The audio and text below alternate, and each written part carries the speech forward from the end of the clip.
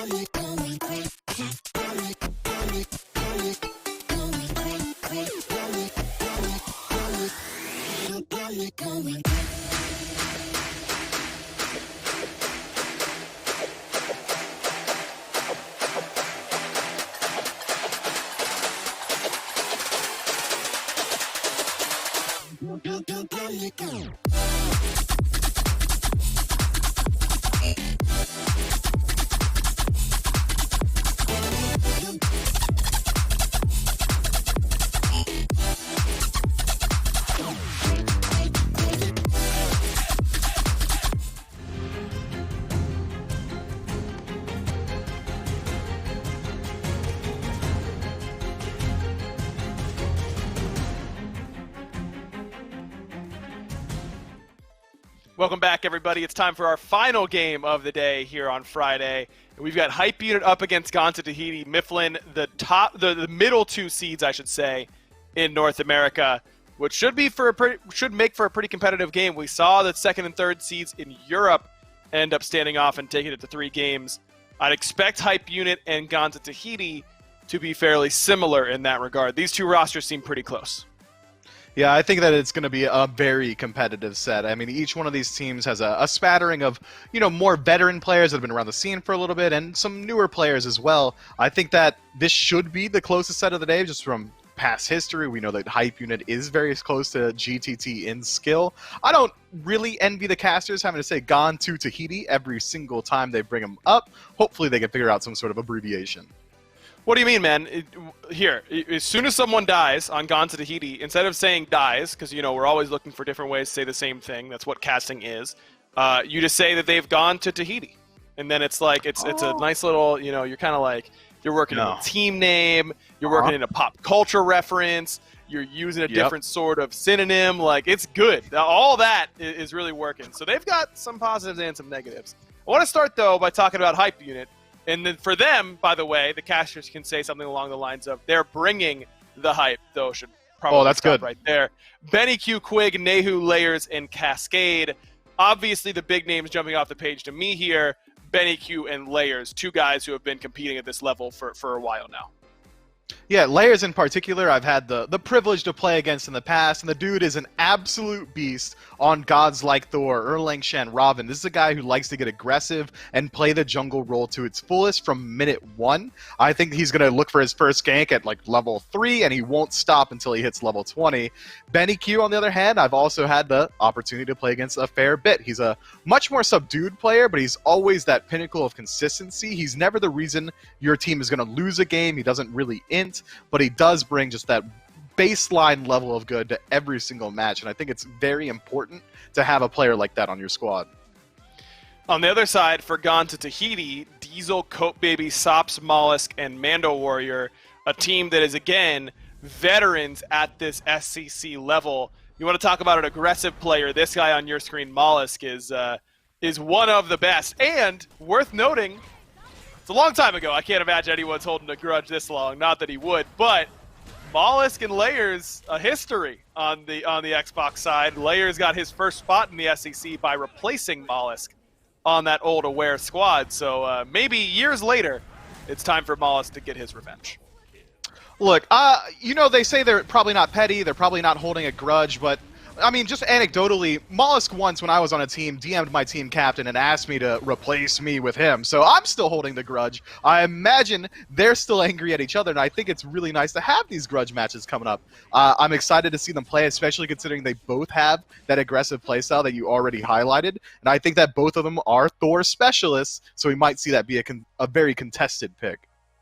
Man, I didn't know we were doing this desk from the closet where all the skeletons are. We're just kind of finding them here on the desk, I suppose. But I guess we'll stick with it and go to picks and bans for game number 1 between these two squads. Jungler's definitely at the top of my mind, not just because of the history, but because of the skill level of both of these two guys. Both also notably big Nemesis players. Both these guys have made a lot of their time in the competitive scene playing a lot of Nem. I imagine she'll be pretty highly prioritized, but Hype Unit immediately started off with a Sobek ban looking towards Cope, who has been really, really comfortable on that pick this year. Yeah, Sobek is just such a strong pick in general, not only in the SEC, but also at the SPL, because he's the best of both worlds. He's got some of the best backline peel that you could ask for out of a non-Khepri/Geb pick, and he's got some phenomenal engage just because Pluck is one of the best engage tools in the game, even though it does dedicate your body a little bit. If you miss it, you're going to be in a little bit of trouble. I think it's also a pretty strong flex pick, so it makes sense that we're seeing it get banned out here. And just the general pacing of bans this game has been very interesting. In the rest of the SEC/SOC today, we see them really only targeting out those absolute best picks. Yamoja, Persephone, always getting banned, trading back and forth for the both teams, Ola, Freya.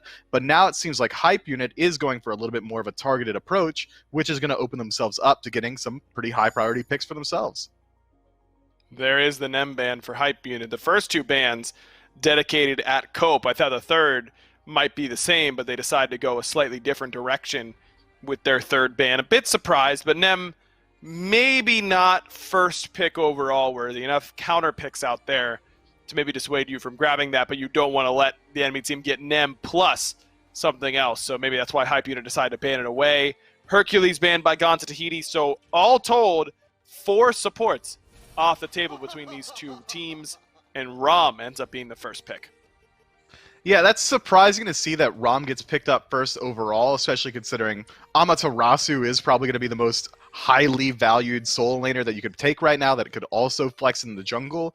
Taking Rom first overall means that you really wanted that hunter, because otherwise GTT might have taken Rom themselves and you would have been able to get Cupid, which would have been just a fine trade. So if you take Amaterasu here, it would have left that open for you, but now GTT are going to take Amaterasu and Cupid if they so choose, or they could wait till that next phase of picks and see whether or not Hype Unit want to run a double hunter draft. Either way, both very strong overall picks. I imagine we see... All right, that's not exactly what I was expecting at all. That I had to take a literal double take and pause. That could be a flex. Could be Uller long lane, could be Uller mid. I'm spoiled by the SPL, man. I thought I had a hard read and I didn't. Man, that I need someone to get that clip, Avrin, if you're listening. I just need the Windows like da-na-na-na sort of like restart sound for whatever you were talking. Saw Uller and we're like, okay, here we are. It is a hunter, but not the Cupid. No Cupid this time around alongside the Rom for Hype Unit. They go with the Nuwa in the mid lane for them pretty quickly. Nuwa, I think, by the way, Cthulhu's still open, and Hype Unit going to take that, of course. Nuwa, I think, really, really underrated right now. I would say Nuwa is one of the best mages that you could be playing in mid. I think she brings a lot to the table. Where do you fall on the mid laner? I'm not a huge fan of Nuwa in general. I think that just having conditional damage in your kit is pretty rough. The best way you can use Nuwa is get the clay soldiers to line up perfectly, send the shiny metal through, spam your ultimate every single time it comes off cooldown because you want to pad your damage, you're a Nuwa player. I think it's very hard to find the fog wall to really deal any immaculate damage in a team fight. It just seems like she's a very inconsistent pick, but she can work very well against certain drafts. If they have multiple backline divers on the enemy team, it's much easier to put yourself in a position where clay soldiers are going to get value because they're just running at you. So up against Amaterasu and Achilles, both gods are going to be trying to get barrel stuff in your face. I think Nuwa is a god that can definitely work out. Fantastic self-peel on this character for sure, and a pretty positive matchup against Uller because if you think he's going to axe stun you, you just minion, and then you have your boy eat it for you, and then you're free to go. So it's a pretty good option for you in those sorts of matchups. Ganesh and Ravin, Gone to Tahiti, decide to split the difference between the two roles that Hype Unit still likely need, that Cthulhu almost certainly going into the solo lane, we have to imagine, there for Cascade. Hunbat's banned away by Hype Unit, and then the Morrigan. So with Achilles there for Gone to Tahiti and Amma, it's tough to say exactly how they're going to put this together. Cope seems to like these really aggressive supports. I could see him piloting the Achilles in support, or I could see them putting that in the jungle and letting this Amma go to solo. Yeah, I think I want to hold on to whether or not where these picks are going just until we see the rest of this draft iron out. I think the relative value of having Achilles into the jungle as opposed to Amaterasu support or Amaterasu solo is pretty high just because Achilles' gank potential is very good. He's got some of the best chase down of some of these warrior picks. He's got a stun to set up for his team. If you walk into a lane where someone's already been poked out, well, you've got an execute in your kit. But it's yet to be seen where GTT are going to go with it. Whereas on the other side, Hype Unit picking up the Horus from themselves very easily tells you that it's likely going to be going into the support role. Erlang Shen, very easy to dictate that it's going into the jungle. Cthulhu solo. It's a much more standard draft, whereas GTT is still keeping us on our toes. Love the front line here for Hype Unit for sure. Cthulhu, Horus, Erlang is a lot of guaranteed setup, so those minion stuns can definitely be coming through this time around in that mid lane there for Nehu. Xing Chen, the final pick for Gone to Tahiti, so we still don't know exactly for sure, but I'd imagine... No, you know what? It's Gone to Tahiti. Mando Warrior plays on this team. It's going to be Xing Chen solo, Amma support, Achilles jungle. That's my prediction.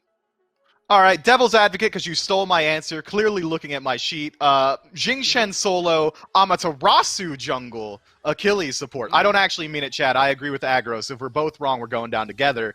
Either way, though, the value of both of these team comps, I think Hype Unit might have come out ahead here. Just the single target CC, the pillar of team fight pressure that is Cthulhu, Erlang Shen bringing early pressure. I think there's a lot that they can really lean on and bring themselves very well into the late game with. Whereas GTT's draft is a little bit more execution focused, especially considering it's not only going to be Thoth, who's very hard to play, but Uller as well. Who gets the privilege of facing Baskin and the boys tomorrow in the semifinals? Hype Unit and Gone to Tahiti. Let's find out right now with Gormizer.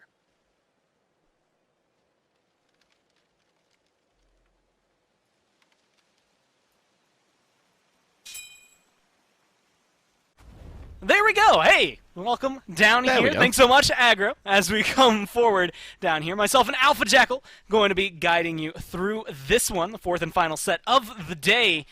And it's going to be an interesting one at that. And I have to start it off with saying the desk was simultaneously both right, in the sense that if you take the two answers Aggro and Mifflin gave, you get the composition Gone to Tahiti have grabbed up. Mando taking Xing Chen over there into the solo lane.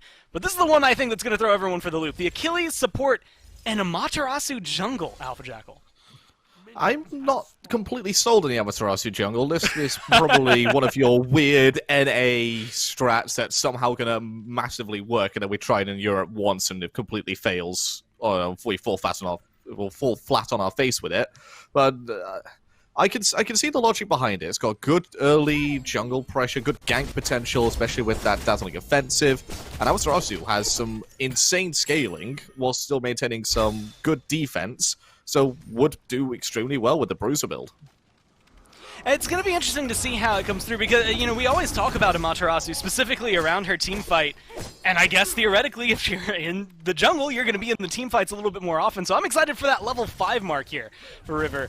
But for Gone to Tahiti as a whole, it's going to be an interesting, everything, I guess, this game. I'm just excited to see what they're going to bring, because out of tried and true rosters, I think we have to lean a little bit more towards what we're seeing out of Hype Unit. I mean, we're used to seeing this Horus over here in support, and it's been successful even though we haven't seen it as much in Phase 2, and even now, it's getting a lot of damage there onto Cope.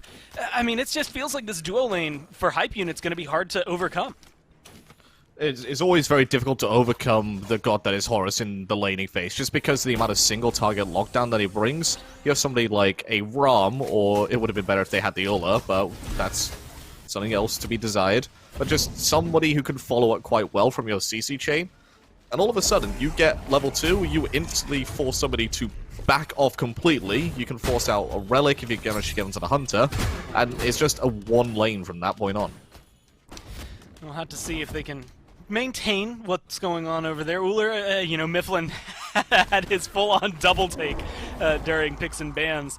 It's not something that we've gotten to see a whole lot of throughout the year, or at least this latter half of the year, I should say. So Diesel maybe giving us a new look at something that has been tried and true for a lot of this. Nothing really bad happened to Uller, just nothing good happened to him compared to some of the other hunters, like Rom, who's now up in the top. And so there's just a lot of little points of contention, I think, across the map that are going to be interesting. I'm also surprised to see neither team, you know, specifically the one with the most warriors, well, they both have 2. I guess that doesn't work here. Either side hasn't been able to get themselves a first blood just yet. You would expect that, at least in my eyes, knowing that they're going to be aggressive. But nothing but stalemates. My eyes continue going over to that duo lane, though. It seems like Quig wants to just force something to happen. He wants the fight. Unfortunately, he's still just Horus, and he does have Benny Q, who seems to be content just farming right now, so they're letting things lay as it is. I don't blame them for having a look for the fight. Last time these two teams met, Hype Unit did manage to get the 2-0 victory over Gone to Tahiti, but it wasn't super clean. The first game was them pretty much wiping the floor with Gone to Tahiti, but in the second game, bit of a smash and grab, so they do have mistakes. They have shown that Gone to Tahiti are competitive enough with them to make this a very interesting and well-balanced set. So why not just try and replicate that Game 1 victory that they had all those weeks ago? Just go in for the jugular just right from the get-go. And you're right, I would expect First Blood to happen very quickly given these two compositions. Well, as of now, they're still laying and wait. So far, it's really cultivated a small lead for Hype Unit. Good farm has gotten them to about 600 gold over Gone to Tahiti. A small early game advantage, but one nonetheless, and most notably there in the jungle. Layers sticked over to level 5. Doesn't have a lot of mana, so we don't expect anything big out of the Erlong Shen just yet, but it is always worth noting that that taunt is online versus Amaterasu. Not quite having that dazzling offense on the other side. So maybe slowing the roll down there for Gone to Tahiti. As I'm also curious about this duo lane. Every time we go back there, Mando is excellent at not losing lane. And that might sound like an insult, but realistically, it's a benefit here. You're up against a Cthulhu. The best thing you can do is maintain against this. And I think Wolves, especially given his history, is going to have a lot of confidence going in here. So he even goes into his ult now, looking for some damage onto Mando. But he's not going to be able to get the knock up. Not confident enough to dive the tier 1. Doesn't seem like it should be a first blood, but Mando takes a couple of hits on the tail end of the fight. Looks like Wolves is finally going to back off, but it's not going to stop there. Layers getting a little too aggressive. Chased down now. River did tick over to level 5. It's going to get the 2-man stun. Layers locked down, executed up by Cope, and that's going to be the rotation they needed. A shot from Sops is going to be clear. They're going to find themselves 2 in the right-hand jungle. Clean it up, no problem. Layers just looking aggressive yet again, wanting to invade onto the back harpies. Does get them, but at what cost? Loses his own life, loses Quig's life as well. And the rotations just weren't able to be there for Hype-Unit because they were in Gone to Tahiti's jungle. They weren't defending their own. They were the ones being aggressive, and they almost lose their mid laner as well. Sop's playing very aggressive and getting good damage off on this Thoth. He still picks it up. And that last little shot, you always got to account for that range that Thoth brings. And they didn't quite have it. I was going to make a remark about how if he hadn't used his ult to shotgun blast somebody 30 seconds ago, we might have seen something different. But I guess Sops didn't seem to care. And this is just something that's been going on. I noticed a lot of the highlights for Sops were games that I distinctly remember where he's playing like very, very much Mage Chronos in the mid lane. But I feel like this Thoth fits in a little bit better. I'll have to get back to that in a second. Right now it's Mando who's in a little bit of trouble. Nice two-man ultimate. Gets good peel for himself. Seems like the pathing coming out from Hype-Unit isn't going to be able to chase him down. River has now joined the fight as well. And so it looks like it's going to be a big pause over there in the solo lane. And something we haven't really pointed out yet is the fact that Riveros on this Amaterasu has gone into the Golden Blade to begin with. And I do like this build if you're going to go Amaterasu jungle. It's, she does have a decent attack chain, quite fast for a warrior, and so you're just able to clear out those camps a bit quickly, especially considering your clear does take a bit of time to charge up and get off with that heavenly reflection. So why not just go for this, auto-attack based build to get rid of the camps and save your abilities for the fights? Oh, and save their abilities for the fights they will. Comes in immediately with the ult, looking to chase down Quig, but now they've separated into two. It's whether or not you can get to Quig fast enough for the Amaterasu, but Diesel in trouble. The snipe's coming down from Benny Q, not going to be able to connect there. He barely escapes with his life, might not even. Sops goes on in, dives deep, finds the kill. Layers just as equally low as Quig. It's the race to find the kills, and it's Sops all day finding these shots, whether it's through the wall, extended with the hieroglyph. It's all going to be able to connect. And even though Quig manages to stay alive through all of that, he unfortunately loses two important members of his team, and now Gone to Tahiti lead 5-0.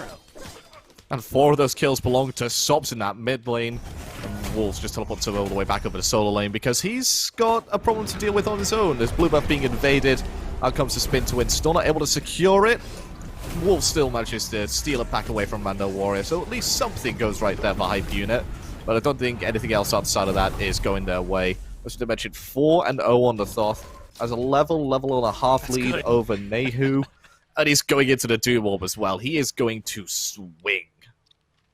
And, we're talking, while we're looking at leads, there's a 2-level lead there picked up for the supports. Cope definitely in the lead. And throughout all of this, I'm actually kind of surprised to see that Wolves, at the end of the day, even though they've been getting aggressive, much like they're trying to aggress on Mando Warrior right now, looks like the lockdown's going to be enough, so they do What a lockdown pull chain. one back in their favor. What I was going to say was the Wolves has been using this, ult on Cthulhu that is renowned as this huge teamfight ult. And instead, a little selfishly, it doesn't necessarily matter for them because it hasn't been working out on Hype-Unit side. It's been working out for Gone to Tahiti. Another kill onto the mid laner. Now it's looking like a return kill maybe onto this jungle Ama. But Sops is here, and you had mentioned it earlier, 4-0, now 5-0. I'm a little scared to try and walk forward into that. Yeah, he couldn't let Cope Baby have that 1 kill there. He couldn't let him get up to 2. Just had to take it away from the execute. And now they're looking for Quig as well on that red buff. Cope going to be able to pick that one up for himself. And he thought he was, chunking you before with this aggressive warrior Tabai build that he's gone before. He's now got the red buff that Nehu should be having around his waist. And they're going to attempt this Gold Fury. And I don't think that Hype-Unit can have any right to come contest this. River, just unfortunately they're too long, didn't take a step back. I've just, based on pure memory, it looked like maybe one of his teammates was behind him, so he might not have been able to take that step backward thanks to someone on Gone to Tahiti. Unfortunate death, maybe unnecessary. They still get the Gold Fury, so I guess at the end of the day maybe it doesn't matter too much. 2,000 gold now in their favor. And that's a hefty lead for 9 minutes. I mean, I was kind of memeing on it earlier today in the first set when I was casting with Blazy, but Europe does like to take things a little slower in the Challenger circuit. North America doesn't care about timers. They want to fight whether it's beneficial or not, and I think this game has been pretty symbolic of that. Yeah, I mean, you have a look at the European side of games, there was like 1, maybe 2 kills at this point in the second set. This second set already has 7 kills, 8 deaths if you include Riverus dying to Gold Fury at the very end of their attempt at the objective. And we're only 10 minutes into this game, so I'm expecting a lot more, especially with Layers playing as aggressive as he is into the jungle of Gone to Tahiti. You just blew my mind. 10 minutes into the game, 5-0 and 1 Thoth, looking to maybe turn it even more. A nice taunt coming in, but maybe it's not going to be enough. Cope has his dash, his ult to get away there. So barely staying alive with that execute now off board for Gone to Tahiti. River in an awkward spot, but not in any danger, as it seems. Wolves has been making these rotations, but has yet to really find that impact that we expect to see out of a Cthulhu. Same thing, I think, for Mando, although he has had, I think, a little more consistency and his aggression on this Xingqian. Still, we'll have to wait and see what they're able to do when they start grouping up and making it over in time for these team fights, because right now, they're dissipating just a little too fast. In fact, Wolves doesn't even care about the team fight. He wants Mando, and he wants him now. He's chasing him into the Tier 2. It looks like Mando's going to be able to get away. Virtually no health, almost no mana.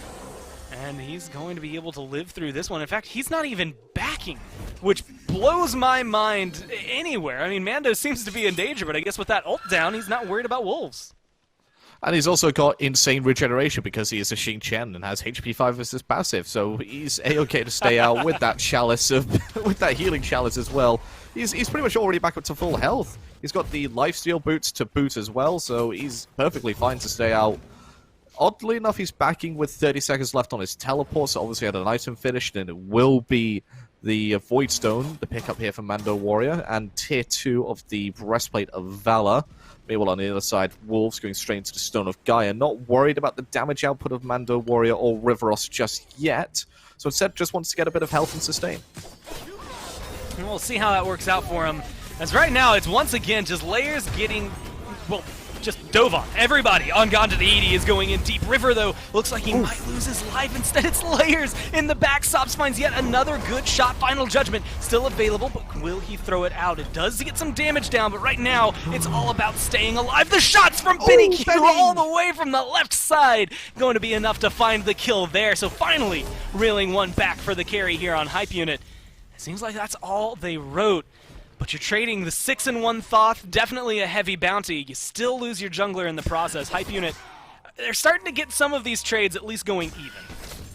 Yeah, that's a massively worthwhile trade to going into their favor, because they get about 500 gold more for the bounty onto Sobs than Tahiti did for the kill onto Layers.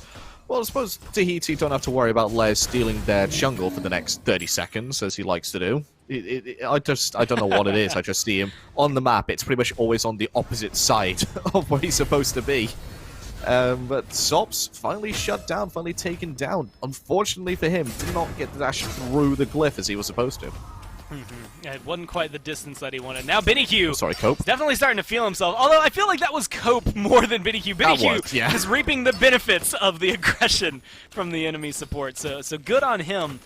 And now I'm going to throw you for a curveball, because we haven't talked about Nehu a lot. He's been more or less, they've been more or less on the receiving end of a lot of kills here. I mean, well, only 2, so maybe not a ton, but hasn't necessarily had the best mid-game. And I'm going to have to pause that as Diesel now getting dove on the Tier 2, going to get taken down. Rivers is over here as well as Mando, so they're looking to turn some kills right back on the head of Hype Unit. Benny Q now just trying to stay alive, and he's chunking right now. You cannot let him 1v1 you. He will turn it around. The snipe's not going to be enough, and unfortunately no one to save him as he lands, so a 3-for-1 in totality. But Nehu staying alive through all that, so I can turn the conversation right back to this. Notably slow early game, and maybe even slower because he's gone Rod of Tahuti first item on this new WA. I'm not a huge fan of Rod of Tahuti Rush unless I'm playing Zeus, because with Zeus it's hilarious to watch people insta-dike to your detonate. But onto the new WA, I'm thinking I'm just going to go something completely different. Maybe something that helps me live this dive, but I don't think anything's really going to help her there. I'm partial to going in for the Soul Gem as my first item, then into a Soul Reaver, just a bit more of an even curve to help out with just getting some effects onto your ultimate. Now we'll have to see what items he decides to go, or they decide to go from this point forward, just because survivability has been a distinct issue so far for a lot of the members of Hype Unit, but I think most specifically there in the jungle and the mid lane. Layers as well has been in a lot of trouble throughout all of this, and they're looking like they actually might want to get aggressive onto this Primal Fury. Now, of the 3, it is the one that most teams are okay with ignoring, but it doesn't seem like Mando is okay letting this one ride. He's going to run in along with his team. They're not going to be able to quite steal it, but what can they pick up afterward? Wolves is up in that Cthulhu ult, but is it going to matter? BennyQ still taken down, and now you have Rivers making it all the way to the backline alongside Sops. The damage is going to be good enough to get rid of layers, and Wolves burned down slowly in the backline by the rest of Gone to Tahiti. Now the aggression's going to come through. Good root onto Nehu, right under this tier 1 tower. Quig as well, just trying to stay alive. Goodbye. Wants to get the healing off, but with that death, it's going to be a deicide. Gone to Tahiti get a full wipe, even though they lose the Primal Fury, and that opens up so many options on the map for them. Okay, so if I'm hype unit at this point, I'm probably already putting this game down to a big fat L, and I'm saying, let's not have Sops go 5-0 to begin with on Thoth. In fact, let's just not give him Thoth altogether, considering he's just running this game with the help of Cope Baby and Riveros. I mean, this mid 3v3 has gone perfectly for other Tahuti, whilst for hype unit, I honestly don't think I've seen them combined once outside of Layers and Quig just double teaming onto the other side of the map. Not a lot of, well, realistically, big teamwork fights coming down from Hype Unit, whereas Gone to Tahiti seemed to be working more like a well-oiled machine. And I think much like what you said, you can't always come into a game, and you look at these drafts, both of them, I would say, relatively equal. In fact, I was personally leaning a little bit more towards Hype Unit's draft when we came into this.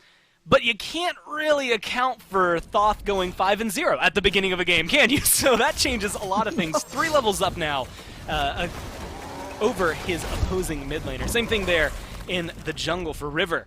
Is 3 levels up. Granted, River's 1-1 and 8 instead of 9-1 and 6, so Sop's still definitely having the game of his life right now.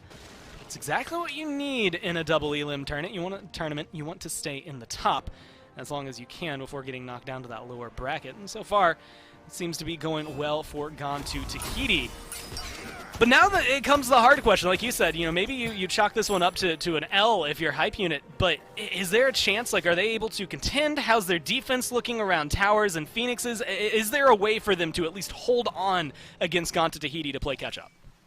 The good thing for them is, despite the fact that they are 12 kills down 17 minutes in, they're only about 5,000 gold down, so it's not an insurmountable lead. If they're able to get a couple more picks, especially, eliminating Sops to begin with, the one thing they can't do is be caught out by themselves like this. Otherwise, it's just dead straight away, like BennyQ's hopes and dreams there were. And the rest of Gone to Tahiti are going to be able to rush down whatever objective they want at this point. So Hype Unit, regroup, group as a 5, try and farm as a 5 if needs be, and just look for a pick like Gone to Tahiti have done the entire game. Seems a little unfortunate to have it happen right then, of all things, but now, finally, a tier 2 tower in left lane. Looking to be in a little bit of trouble. Not falling terribly fast, but now the minions are here. I expect that to change pretty quickly. And you can see, as those backdoor protections are gone, how quickly Gone to Tahiti are going to be able to tear through some of these objectives, and leaving only 2 left standing for Hype Unit right now. Oni Fury spawning in about a minute and a half. Fire Giants up, Pyromancer's down. So not a lot of options on the map currently, but a lot to play around. I'm just trying to figure out, what you need to do. I guess the answer really is just get to Sops, stop him from dealing damage. If he becomes 9-2 and 6, then it becomes a little less impressive. But I just don't know if anybody on Hype Unit is going to be able to get back there consistently enough. And I don't think the backline of Hype Unit are going to have a chance to damage Sops, because Riveros on his Amaterasu's reached, I'd say, the tipping point of Amaterasu jungle, where she's at her strongest, a bit further ahead of the rest of the members of Hype Unit, and she's able to get into the backline so freely, force out ultimates, force out relics at her will. And definitely seems to be doing so right now, at least forcing the ult out from Wolves. Half health on the Cthulhu, trying to just retreat, it seems, at this point. Staying alive, more important than trying to get anything. BennyQ going with a strategy, split pushing throughout all this, has 2 minion waves with him, so should be able to get a tier 2. So the question is all around this Fire Giant. Gone to Tahiti right now seem to be able to get it for free, and we'll be able to confirm it. Final Judgment, maybe not necessary, but thankful for them to make sure no one's going to be able to steal it. But they lose 2 towers in the process. Maybe not the end of the world for a team that has a 6,000 gold lead and is leading by 4 times the amount of kills the other team has. But still, it's something that you're going to be able to pull back as Hype Unit. Those are those small little things that, if you reel them back in your favor, it at least opens up the possibility for a win. Yeah, I mean, 7,000 gold down 20 minutes, not exactly where you want to be, but given the way this game's gone, I think Hype Unit would take that at this point in the game. They just have to be careful that they don't get steamrolled on these Phoenix defenses. I'd say give it the tier 2 towers, they're pretty much a foregone conclusion at this point due to the rotational power that Tahiti will have. But the Phoenix defenses, I think that's something you could have a look at doing.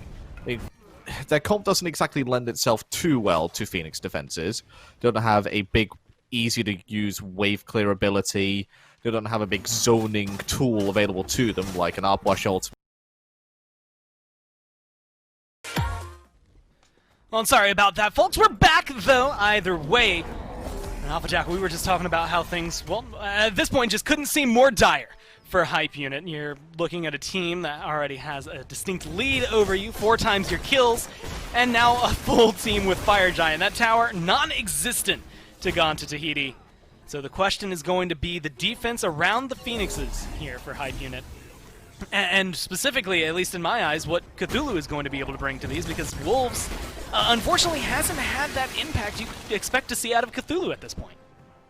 No, they've taken the game away from the solo lane completely and just made it all about the mid, all about the dual lane, and just completely ignored the Cthulhu. One of the best ways of dealing with a problem is to just ignore it, close your eyes, and it's not there.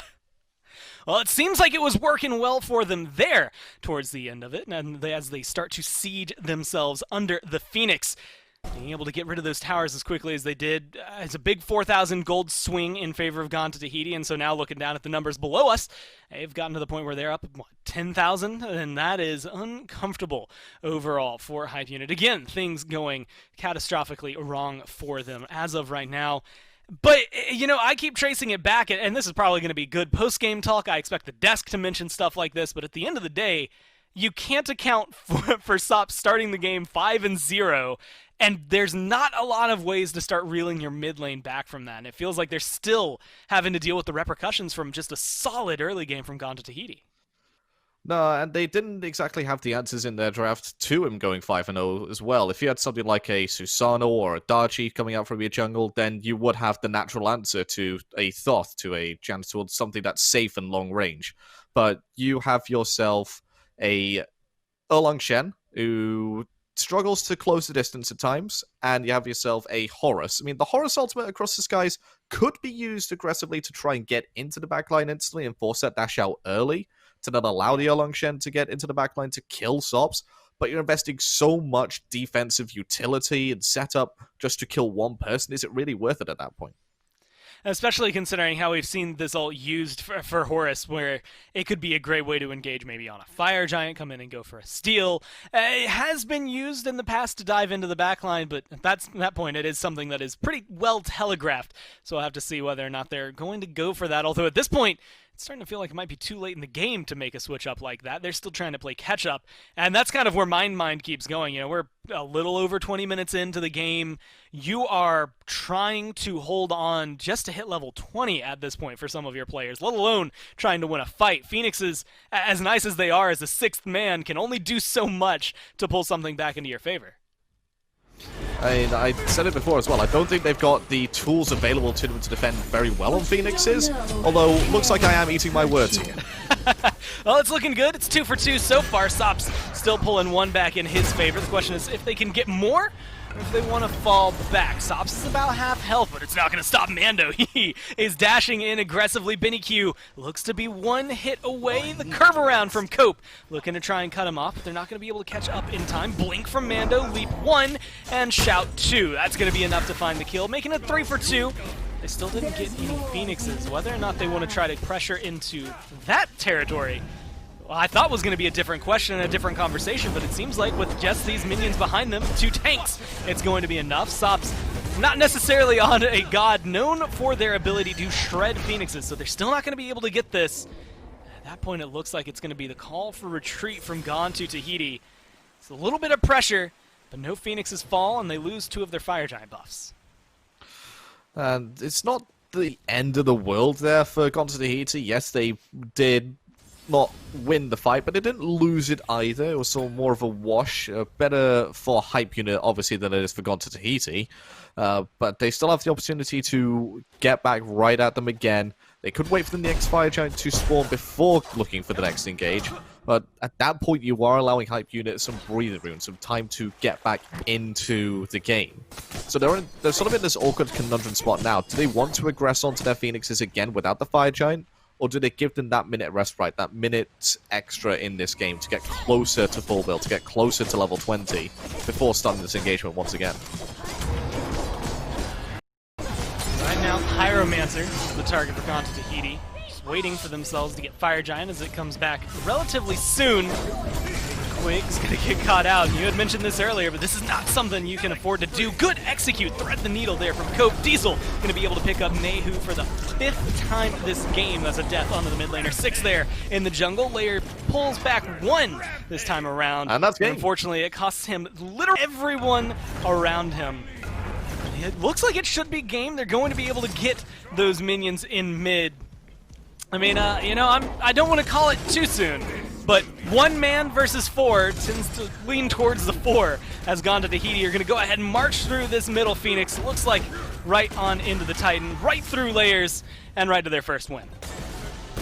Yeah, he's going to have to pull out something magical here as Lairs, but it's gone off to the worst start possible as he gets rooted instantly. Backup has arrived from Columbus Quick, 8 seconds for Nehu, and I think they want to try and end before Niwa has a chance to spawn. Yeah. Man of Warrior does fall thanks to the Titan, but 24 minutes, 40 seconds, 24 kills on the board.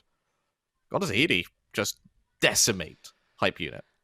Yeah, 11, 1, and 7 there for your mid laner. When your Thoth is going anything near that, then you're having a good game, and you should be pretty comfortable coasting through all of that. I mean, starting from a really good early game, we were kind of questioning the Amaterasu, but at least for the entirety of the game, Alpha Jackal, I'd say it worked out pretty well. But we'll get more on that once we're back here in just a second as we go to a quick break, and then we'll be back with game number 2.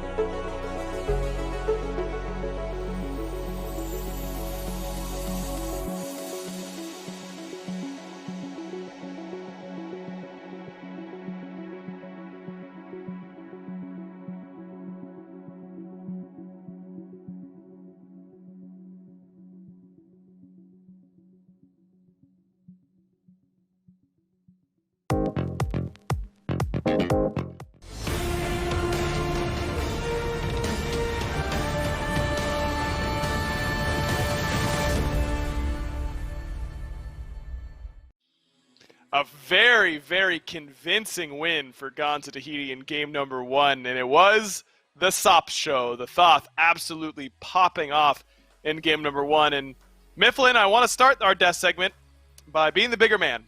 You were right on your guess on where those gods were going to go. Thank you for teaching me something during the picks and bans segment, and I hope you will continue to do so. Look, man, I can only lead you to water. I can't force you to drink. I'm glad that you're the bigger man today. But we should talk about Sops and the boys, because that's really where it all starts off. This Thoth, man, He looks phenomenal on the pick. He rotates out of the jungle. Your face is... he makes early Keep going. plays. Don't let me stop you. Uh-huh. Yeah, this Thoth pick, really good. And that's it. He hit abilities, and they did a lot of damage from a far range. Wow, that's why we pay you the big gems. Sops absolutely crushed in this one, but it wasn't just him. Riveros, a.k.a. Mollusk, the artist formerly known as, I suppose, also had a fantastic game on this Ama jungle. Really felt like Hype Unit was behind the 8 ball pretty early on. Benny Q had some good rotation, some good snipes, but ultimately was not enough. Cope was also an absolute nightmare in this game for Nehu. Cope had Nehu dead to rights there. Sops was just the one to secure it. It was really just all coming up gone to Tahiti in this one. Yeah, I'm glad that you highlight Cope because he was playing a very integral role, just making sure that the backline was never allowed to play.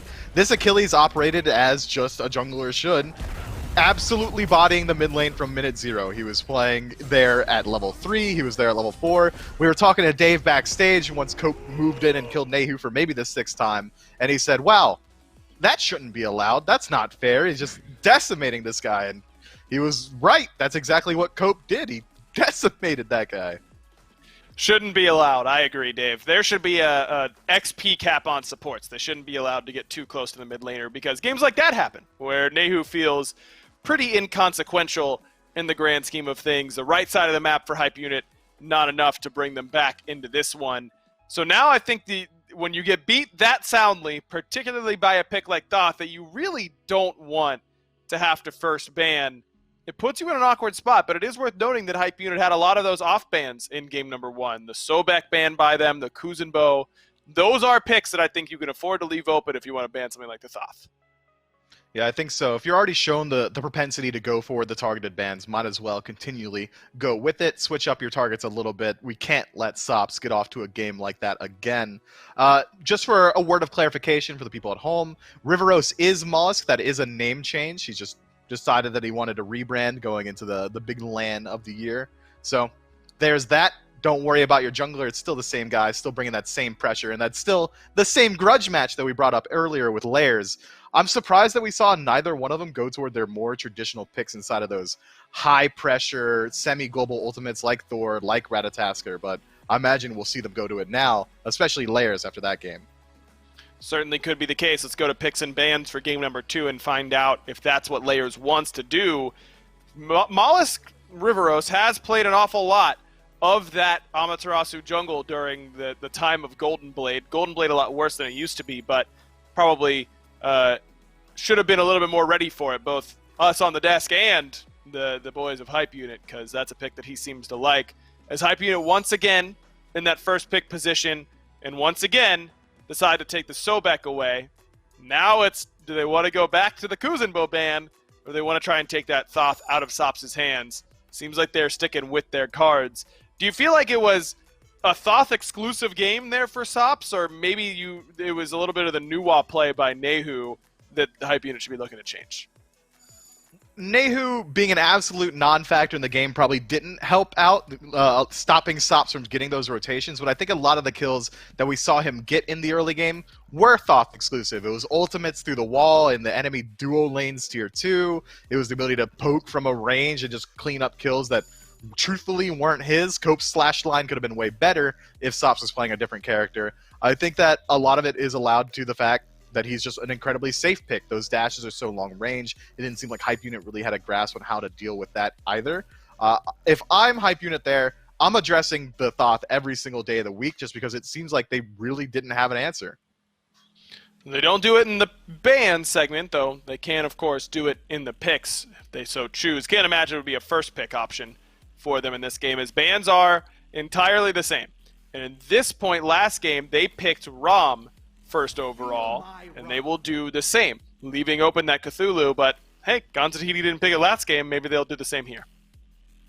Yeah, I'm not going to get tricked this time, Aggro. I was going to predict again that they likely go to the Cupid here just to get it for themselves. It's going to be an Uller pick. I can see it in my mind's eye right now. We're going with it. Please, Imagine, or even a Heimdall. But Amaterasu makes perfect sense. You can flex it to the solo. You can flex it in the jungle like we saw last game. It's not going to be Cupid Aggro. Keep it down over there. It's going to be the Uller. It might not even be a Hunter in general. We don't know. But I like this Amaterasu pick not only to strip it away from hype unit. Please uncross your fingers. I like it that it's just a strong pick in of itself. You got to stop rooting for it, man. I'm trying to do some analysis over here. Amaterasu guys are defensive throw gun. Yeah. Yes. Yes. No. It's production. Good. They're messing with us. No. They would never do anything like that. This is good work. Okay. Now production. Lock it in. Lock it in. Let's go. Yeah, sure, man. Uller's real good. Yeah, it's really good. It should have been a Cupid. You're right, Aggro. It should have absolutely been the Cupid. Big mood right now by Mackenzie. That is a big mood going on back there. Yeah, she gets it. She gets it for sure. Hype unit in this spot last game took Cthulhu in this exact spot. The Erlong Shen, they got very late in the draft, decided not to go back to the Cthulhu right away, though they still have the option, and instead lock in that Erlong 4 layers. I'm surprised that he's willing to pick it up this early when that last game, not necessarily a struggle because of the Erlong Shen, but expecting them to pick up a little bit something different, and they do at least go a different direction in the mid lane and pick up that Discordia. And there's going to be a lot more synergy there this time. The aggressive play that we expect to see from Erlong Shen. Yeah, now you've got Strife to follow it up, Unruly Magic, even a Golden Apple to make sure that if GTT does decide to go towards Thoth, now she's going to be crippled. You just got a much better kill potential in that lane. It seems to me like Layers is going to try and be in mid a little bit more proactively, make sure that Nehu gets off to a better start. I like this pick a lot more. And you've got that Discordia passive that's going to help out that Erlong Shen as well. So I agree. I like that pick quite a bit in comparison to the Nuwa, though. Not letting one game deter me, man. Nuwa, sleeper OP. You heard it here first. Xing Chen, again, the lock-in by Gone to Tahiti. And again, I am almost certain this is going over to Mando Warrior in that solo lane. The man, despite having Warrior in his name, detests them. Really does. And is instead a big fan of the Guardians. And for what it's worth, the Xing Chen against Erlong Shen, a lot of Erlong's damage coming out of auto attacks, Furious Roar, decreasing the damage of auto attacks. The thing that makes a pretty good counter pick. Yeah, it's also going to be good into that Rom, who's going to be using that stim to make sure that those auto attacks are going to be much more impactful. I think the value of having a Guardian in solo is that you can assure A, it's not going to lose lane. It won't win lane. I'm not even going to pretend like it's going to win lane, especially as Xing Chen, but it certainly won't lose lane. It shouldn't lose the tower. He should be able to sit over there, make sure he gets farmed up, get really tanky, so once we do see him start to rotate out, work his way into Gold Fury, or even a Fire Giant if he waits 30 minutes to rotate out, like certain Xing Chen solos I've had the pleasure to experience in the past, he will be an incredibly annoying factor in these team fights. The backline disruption, huge CC from the washing machine ultimate. As you said earlier, Erlang Shen auto attacks as well as Rom going to be a lot weaker. Xing Shen's a pretty strong pick, but it might not be going to solo. It's an Odin, but we've been tricked before. GTT's nuts. No way. That is Mando's Xing Chen. No way. I'm glad that DeWorst gave you his list of points that you needed to say about Xing Chen solo that were all nice so that you could make up for you saying it was bad earlier on. So I'm glad you guys got on the same page there. Odin, almost certainly there for Cope. A little surprised that they don't pick the Odin very last. I mean, I guess they really want to let Sop's counterpick with how strong he was. By the way, no Thoth ban by Hype Unit, worth noting. But Odin is so much better whenever you kind of spring it on the enemy team, right? You kind of surprise them with that cage. Hype Unit now with perfect information against that.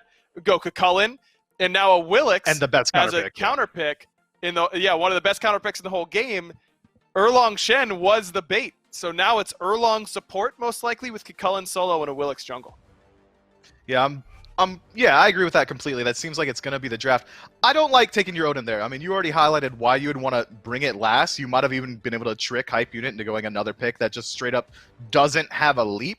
But now Cucullin, a Willix, Discordia, all going to be able to very easily escape the cage, which is going to isolate Rom and Erlang Shen, which could be a double-pronged sword, right? If no one has a leap, you're more likely to pick up a Phantom, but if only 2 people get stuck in the cage, you might just be willing to leave them there and fight around it. this Kronos pick coming up last overall, having Sops be so impactful in the early game of last match, and now relegating him to a god that's only going to be impactful post 20 minutes is a little bit of an interesting choice to me, but they have a draft that should work around it. It's a very king protection-y comp. Odin, Jingshen, Amaterasu, all going to be able to peel around this Kronos once they get to late game and allow him to be an absolute chainsaw. But I still think taking off one of your most impactful players from the early game could be a bit of a questionable decision. I agree. Kronos, I just don't think he's that good. Like, he just doesn't do that much in comparison to other gods right now. But, that being said, Sops has shown a ton of times that he's super comfortable on this character and has carried plenty of games on it. And certainly after his last performance, hard to root against him in this one. Gone to Tahiti looking for the 2-0 over hype unit. Let's see if they can do it. That's right, Aggro. You saying that gave me some flashbacks to the last time that me and you were casting. And Sops was pulling out this Kronos, and he went for a very similar build. No Ring of Hecate, didn't go pretty much any of the attack speed items, Alpha Jackal. And that's the thing that really does shift this Kronos into the territory of unknown for me, because you don't really get to see him not as a magical carry a lot of the time, let alone going to the mid lane, let alone skipping all the items that you're used to seeing on him. But we've already seen everything around him work out pretty well. The Amaterasu, the Xingshin, and the Ullr just had a very successful game number 1. Adding 2 new things in the mix that aren't really that new for Gone to Tahiti seems like it should work. It should work, but as Aggro pointed out, as Mifflin said, I don't think Kronos is good right now. I honestly think that since the Ring of Hecate nerfs, I think since a couple of targeted nerfs to Kronos as well, he's just fallen down. Especially if you're trying to put him into the mid lane, he doesn't give that great pressure. His level 1's probably one of the weakest level 1s out of any mid laner in the game. You have to get him online, and I would keep the hot hand fed. I would have given him something extremely early, like a Raijin or a Merlin, just to keep the pressure going, to keep that feel-good factor going. But instead, the Kronos, it's got to be Sop saying, no, I want Kronos here, let me play the Kronos, and he's probably going to die for that. It's definitely low right now, but not enough available for layers, whether it's cooldowns, what have you, to find the kill, and instead some of the damage is getting turned around onto the jungler for hype unit. Looks like it's going to be able to even find First Blood. River finds that one. Sops with a huge amount of damage turnaround. I mean, that's insane to see it go down that way. Sops was 1 hit from dead just seconds ago. And that's just Layers unfortunately missing the feather step. It just does it on the minion instead of onto Sops. Sops would have got rooted, hit by Nehu's abilities, and that was just going to be First Blood the way of hype unit. But instead, one little misplay, and all of a sudden Layers is the one getting First Blood. It's just absolutely obliterated by Riveros's damage on the Amaterasu. I mean, it shouldn't have been a surprise by how much damage he did. It was just all of a sudden how much health he lost. Now Amaterasu, not a full level ahead, but about half a level ahead of this Wheelish. So maybe slowing her down just enough.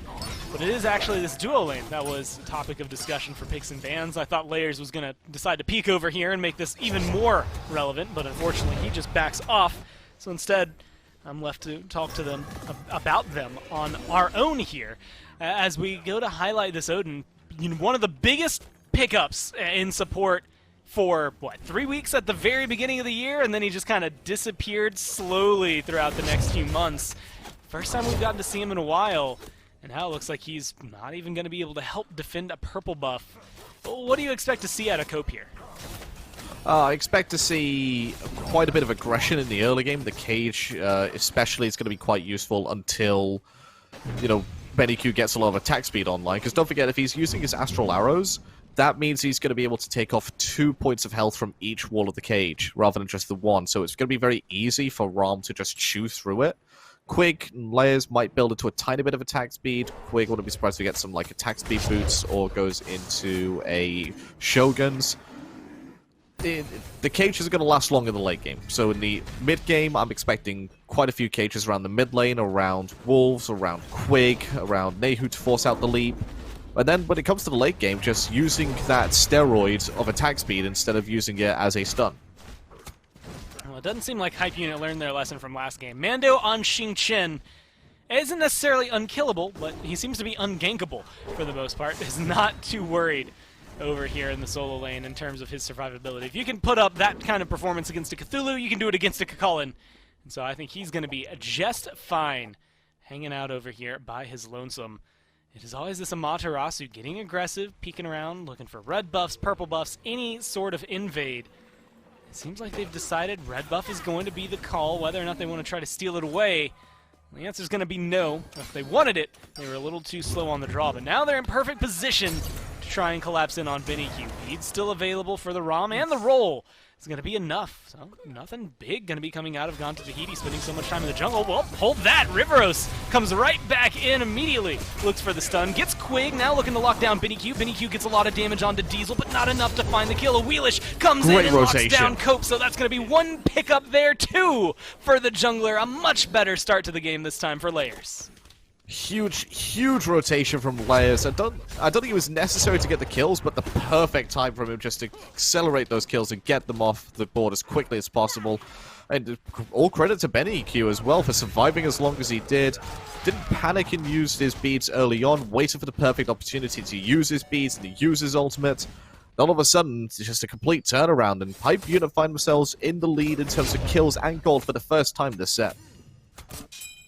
Now, kind of sitting in the driver's seat. It's a rare look for them, for Hype Unit as of right now. Not something we got to see during the last game. We'll see if they can hold on to it more so for the rest of this one. Mainly, I'm going to continue looking towards that mid lane. I think the jungle is so far more impactful from Layers, but it is going to be Discordia, Nehu, what they can do. That Nuwa, I don't think we got to mention it in a relatively positive light last game, so maybe this Discordia bringing something different.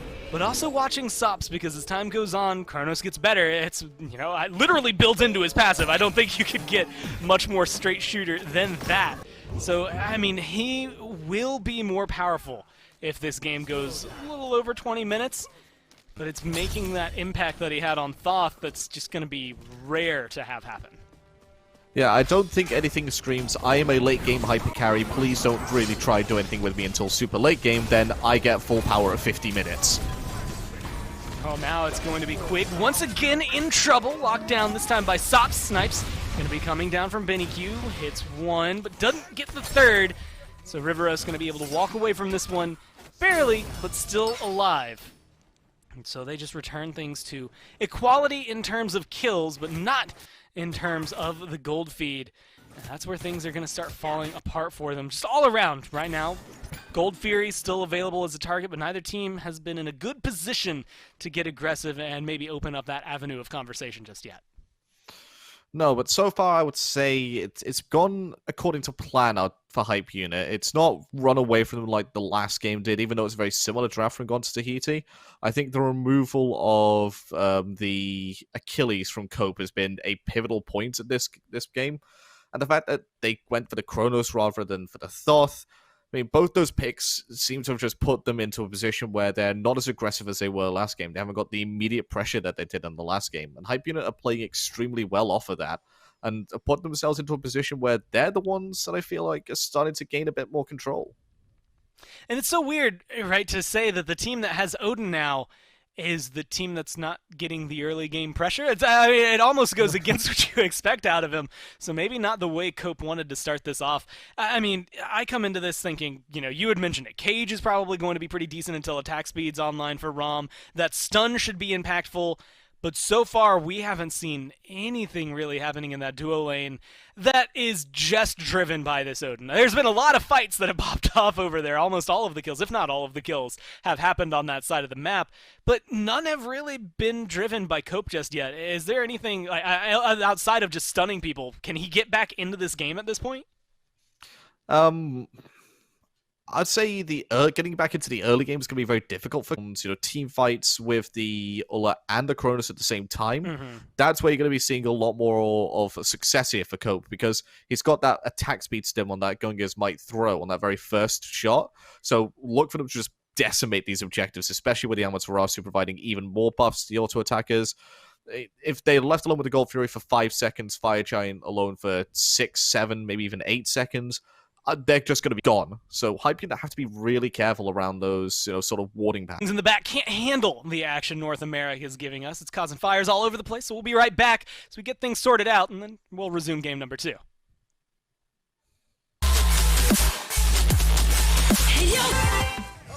All right, well, thank you so much for bearing with us as we get back into game number 2. For the recap, it's 2-2, although right now it looks like they're trying to make it 3-2 here. Diesel, a good little sequence right there, but the aggression instead is in the jungle. Action popping off immediately as they go on in, but it's not enough to get rid of River.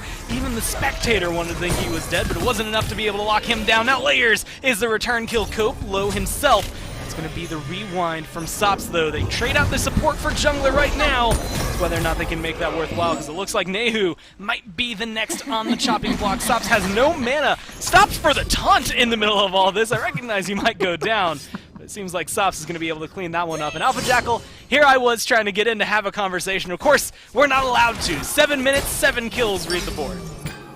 No, we're just not allowed to talk about anything interesting. We just have to commentate on action, action, and more action. It's bloodshed. More blood for the Blood God and skulls for the Skull Throne. And I'm all for it.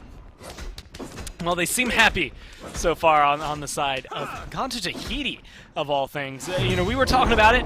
Now seems the best time. We've gone in. You know, the desk had mentioned it. And you had mentioned it, and I want to say I threw my hat in with Sops just because I've seen him take this Kronos pick into the mid, build nothing like you would expect, and have it work out for him. But there's still always a lot of doubt written off on an early game Kronos. It's not supposed to work, but he's 2-0-2, and maybe it's not 5-0 like game number 1, but that's still a good start for the mid laner here for Gone to Tahiti. It's still like the start you want to have on your mid lane, especially considering he is ahead of Nehu by a level and a half, like he was in the last game. They're able to play aggressively into the jungle, steal away the Alpha Harpy. We're in position to avail sort of red buff, but didn't feel exactly confident about it, given that Benny Q is a bit of a monstrosity over here on this left-hand side. You saw him as we came back into this game just rolling aggressively at Diesel with his level and a half lead that he also has. And that could be a problem here for Gods Tahiti. If they're looking to close this set out 2-0, they need to put Benny Q a bit down. It's going to be difficult to lock him down. Beads are still up, and he's been rolling away from a lot of these. Even the ganks that have been quote-unquote successful over there have resulted in him getting a lot of damage in return. Right now, the Wolves, the one in a little bit of trouble. A little bit, making a lot of trouble. 3 members rotate in to collapse in on the solo laner. Maybe getting a little too aggressive on that side of the jungle. And now River is going to be able to go forward, steal some experience away. It doesn't look like Hype Unit have anything to do in terms of retaliation. Gold, maybe 200, 300 max in favor of Gone to Tahiti. So fluctuating wave to wave, nothing distinct. And personally, I'm still waiting to see Cope make a big impact. Right now, it's unfortunately not able to find the kill onto Benny Q, but the aggression on the duo lane is what I wanted to see to begin with. He wasn't able to get the gauge off correctly onto Benny Q. Layers gets a good engage onto River Ostia, and that should be all she wrote for the jungler. Layers picks up kill number 4 here for Hype Unit, as he puts themselves back into a gold lead. Only just, though. It's still going according to plan for Hype Unit. I think they're in a good position where they kind of want to be. Yeah, everything seems to be relaxed again. Benny Q staying alive. Layers is positive as of right now. Last game there was a point where he was, I think, 4-6 or 4-7 around the end of the game. So now being able to just maintain is going to be good. And this Wheelish, you know, as mentioned on the desk, what a good counter pick into a lot of what Gone to Tahiti has. So already maybe giving them some power in that. This ult has just been, well, invaluable for them so far. I expect to continue seeing more out of that. 2 levels up right now, maybe a level and a half realistically, but as it reads, 11-9 in favor of Layers there. I mean, just keeping ahead of this Amaterasu, so far River hasn't really had the same impact we got to see last game. No, and he's going for the same build that he did have in that last game as well. The Golden Blade going into the Stone Cutting Sword next, just to be as annoying as possible. Did eventually go into a Frostbound Hammer as well. Then he's going to eat an axe to the face, eat pretty much all his health, but not quite all of it. Rotations coming in from the rest of the team, including Layers, just to try and stop the rotations from Gods Tahiti to capitalize on the play that Diesel just made. And the dual lane, yet again, bit of a congregation going here on this left-hand side, as Stops makes his way into the jungle as well. Well, it's a dance around the Fury. Gold Fury, half health and dropping fast right now. It's going to be up to Quig whether or not he can get in. Stun locks too much, and that's going to be gone to Tahiti picking that one up. Maybe even the kill afterward. Turtle form trying to get away here, but looks like the lockdown not going to be enough. River is the one that goes down instead. Snipes coming true for Benny Q, and that's going to set layers up for a second one. Sop's going to get burned down. Let's make it 3, not all onto the jungler, as Wolves gets credit for Cope, but that's a 3-for-0 trade. They lose out on the Fury, but I think they're happy with the way the fight goes afterward. I said it before at the very beginning of the game, and even during the little break that we had, if they leave the objectives alone with Cope, Sops, Diesel, and Riveros, then it's just going to get burned out completely. It's exactly what happened, but Hype Unit, they weren't really there for the Gold Fury, they were there for kills. They want to appease the Blood God, as talked about earlier, and they're also going to go ahead and appease the Objective Gods and pick up this Pyromancer in retaliation. That's going to be something distinct for them to at least give them a small lead over what we've seen from Gone to Tahiti. Now, actually, 1,600 mounted up quite a bit in the last few seconds. And like you said, Blood for the Blood God, 12 kills, 12 minutes. They're making sure they keep pace with that marker. It's going to be difficult to keep it up. What I'm actually most surprised about is you've got 7 kills across your team. Benny Q has been a part of 5 of them. Not one of them has been a kill picked up for him. Fortunately, right now, it doesn't seem like things are going his way. Might not be able to turn this one around, as they're going to 3-on-1 collapse in on the Hunter and burn him down. On to Tahiti, at this point, just trying to keep things equitable for them as much as possible. There's a little solo kill potential all across the map. Mando barely getting out of this one, but that just seems to be the way it is for Mando whenever he's playing a tank in the solo lane. Oh. He's still getting dove on here by Wolves, but still has enough mana to get the leap away, so it's just more of a backstop there rather than a kill potential. If Wolves was able to get his transformation off at the right time there could have been a potential for that solo kill as you were alluding to, but unfortunately, Mando Warrior gets back to base and is all full health, full mana again, even gets himself a Void Stone with his latest back. Sops finds himself in danger in his own jungle. Not even enough time to tell you what happened there. He was melted before the ult could get off. Part of the reason we always talk so negatively about Kronos is how long that ult takes to get going.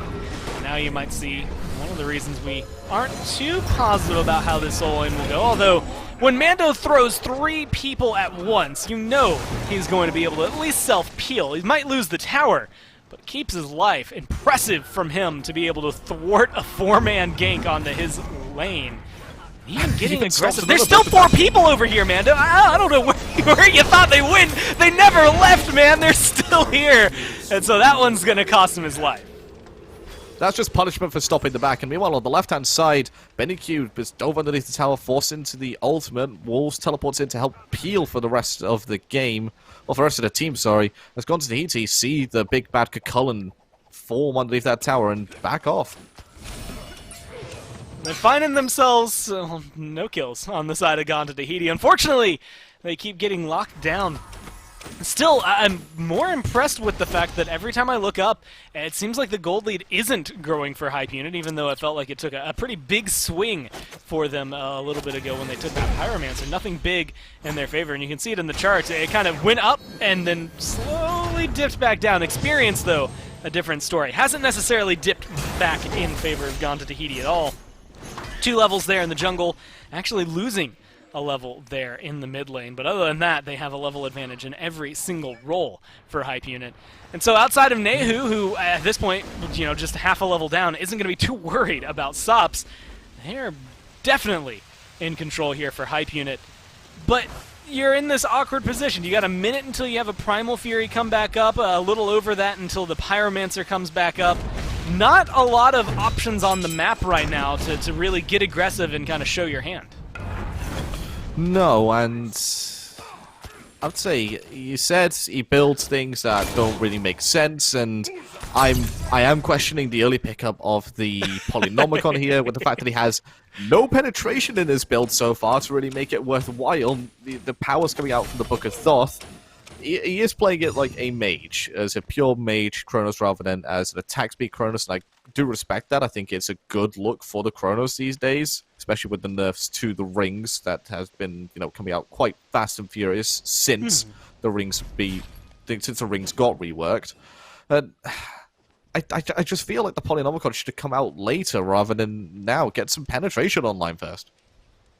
Well, we'll have to see what he has. Went from 2-0-2 when we were talking about him right as we got back into the game to 2-2-3, so not really the best swing around for Gone to Tahiti as of yet. Layers, well, he's their target, but unfortunately Suku is just faster than anybody and everybody that looks to chase him down. Primal Fury is available. Doesn't seem like Gone to Tahiti want anything to do with it just yet. Mando standing at front and center every single time. If you're going to come into a fight, you know he's going to be a part of it. That ult we've already seen has grabbed 3 people at once so far this game. Granted, it was a gank onto him, so maybe a little easier, but he's still going to be looking for those opportunities. Unfortunately, as of right now, it's just coming out as a stalemate, and actually maybe giving Hype Unit the ground they need to start things up. Yeah, but with all the ground that they've gotten, they've also left Benny by himself over here. Do get the blink out of Riveros. A bit more lifesteal coming out from Benny allowing him to just stay in this fight very easily. Ooh, and a 2-man stun there from River, going to be able to at least set things up, but you would hope that something more came out of it. Instead, Layers is going to be the one to turn it around. Snipes from Benny Q. The one who was low is already gone, so he's just looking for some extra damage to throw out there. And that surplus does find its way onto Diesel. Now it's going to be, what can Mando do? A 2-man toss back Quig and Mando, instead Wolves, I should say, that are getting locked down. But Wolves is going to be able to stay alive through this. Quig just got erased off the board. Layers, 1 hit from dead, but that's 1 hit more that Gone to Tahiti weren't able to find. So he looks like he'll be able to walk it out alive. Mando might spot it, but not going to be in time. Same thing for Wolves and Benny Q here. All going to be able to back and get away with that. So support for jungle feels like it's more worthwhile for Hype Unit. Yeah, 1-for-1 trade. It looked like it was going to be a bit more, though, for Gone to Tahiti after the double throwback from Mando Warrior just obliterated Quig's health. Layers almost took a fall there. Benny Q was just pumping out the damage, though, and just the threat from that ROM's DPS was enough to put Gone to Tahiti on the back foot, despite the fact that they were pretty much guaranteed a second kill if they just aggressed a bit further. Well, that's the question of aggression. Last time they had no issues with it. This time things are slowing down a little bit. I keep updating Kronos because I keep these numbers in my mind. 3, 2, and 3, so he's able to pick up 1 throughout that engagement. And anything that keeps him moving forward, I think, for Sops, is always going to be a detriment to Hype Unit. Now, you had asked for penetration. He goes for that Divine Ruin. Maybe not percent, but still something on board for him. Does it open up his ability to, I mean, right now, Wolves seems to be undying and unkillable for the most part. Is there at least a little more shred potential now that Divine Ruin's online? There's way more shred potential than there was before, but they're going to have to go up against the fact that he's got himself some damage mitigation in that Oni Hunter's Garb, going from 3 to 6 to 9, depending on how many players are around him for the enemy team. Wolves is going to be just an absolute juggernaut and a nightmare to deal with until he does get percent penetration online, and I feel that's going to be maybe his next item goes into a Obsidian Shard, which has seen a recent revival given some choice build paths by mid lane mages these days. But choice pathing is what Hype Unit have done, so they found themselves an opening for this Primal Fury.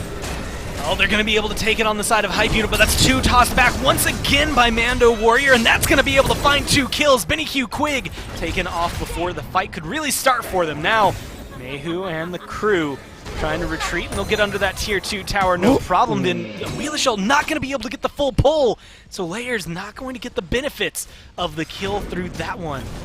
Now, you're in this unfortunate scenario. Almost everything used. It looks like they're making a barrel straight to Fire Giant. I don't know, Alpha, how do you feel like they can actually confirm this in time? Yeah, I think they can do this in time, especially with that attack speed boost. Unfortunately, Sops does not pick up the attack speed boost. It's just Diesel that got it. But look how fast that Fire Giant is burning for these objective burners. And GoTT do secure it. Wolves does blink in, but I think it's blinking into his doom if they keep up the chase. But it's going to be just a bit of a split decision here about who exactly they want to go on to. Well, good disengage coming in from Hype Unit, even though they weren't able to get that Fire Giant. Cope a little low, so he's going to back off. But the rest of them, they got Fire Giant buff. They're happy to maybe keep this fight going. Although, as I say that, they decide to turn tail and run completely for Gone to Tahiti. So Pyromancer looking like it'll go the way of Hype Unit. So ultimately, I don't even know where we come out on this. You're 3,000 gold down, but you've got the Fire Giant buff. That's a lot of gold in terms of towers that's available for Gone to Tahiti. We'll have to see if they can really make it apply as we saw in the last team fight, and I think the KDs represent this as well. 7-2-3 for Layers. If he's not able to start getting kills, it just doesn't seem to go the way of Hype Unit. So that might be the way Gone to Tahiti get back into this. And even more pressure for me on the Cope to start to perform. Yeah, I think right now Gone to Tahiti, whilst they don't have necessarily the gold lead, with the Fire Giant around their belts, that is essentially around 5,000 gold, 1,000 per member of your team, in terms of the amount of power and regen it gives you. And you can convert that 5,000 gold into actual 5,000 gold in hand by taking down a couple of towers, maybe a Phoenix or a Gold Fury if that's available to you at the time. So Gone to Tahiti put themselves in a position where they are going to get themselves ahead in terms of gold, ahead in terms of experience, maybe not ahead in the jungle department, that's going to take a while for Riveros to catch back up. But Hype Unit, they've got to be careful that they don't allow too much to fall down. You might not be on the same level, but you still have a big team fight. Oh, we'll have to see it come to fruition right here immediately. Goes into the Dazzling Offense, gets a stun onto the backline. Just not going to be able to find any good follow-up. Tier 2 tower goes down. That was the main goal for Gone to Tahiti, but Quig is incredibly low. They might be able to find the kill. Good Odin Cage looking to lock people up, but the health bars are low on both sides. Minikyu looking for some snipes, but it's Cope, the driving force, the driving factor, but Nehu, who turns it around immediately, finding 2 kills, too much damage from the Discordia. Mando gets into the backline to kill her off, but it's a 3-for-1 trade so far. Sops just trying to stay alive. Cope trying to play distraction factor. Looks like the CC is going to be good. One more hit is all it needs, but the body blocks coming in time. Sops not going to be able to find the kill there. Instead, loses his life, loses his buff. All for that tier 2 tower. A big swing for Hype Unit.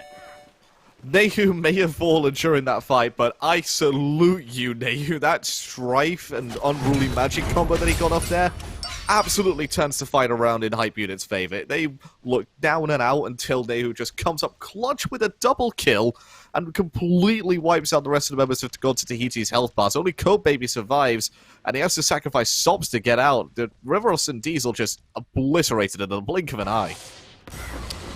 Not where you want to be if you're Gone to Tahiti. I mean, you had Fire Giant buff. It felt like it could have been so much more, and I think technically lessened the gold lead slightly, but still now sitting 2,000, almost 3,000 in favor of Hype Unit. And, well, unfortunately for Cope Baby, it looks like that's going to be another grab, almost burn from Layers. Not enough to get the kill here.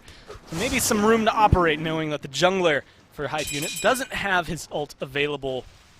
But there's nothing on the map. I mean, there's nothing for really either team to do. No Gold Fury, no Pyro, no Fire Giant. And neither team confident enough, I think, right now to try and dive into these towers. So it's back to farm and back to basics to try and get things right back on track here for Gone to Tahiti. Yeah, Gold Fury's respawns in 33 seconds, and I think that's exactly where the next fight is going to be taking place. Gone to Tahiti kind of needs to secure it to put themselves back on even footing, whilst Hype Unit, they'll want to take that one down for themselves to establish a bit of a commanding presence around this next Fire Giant.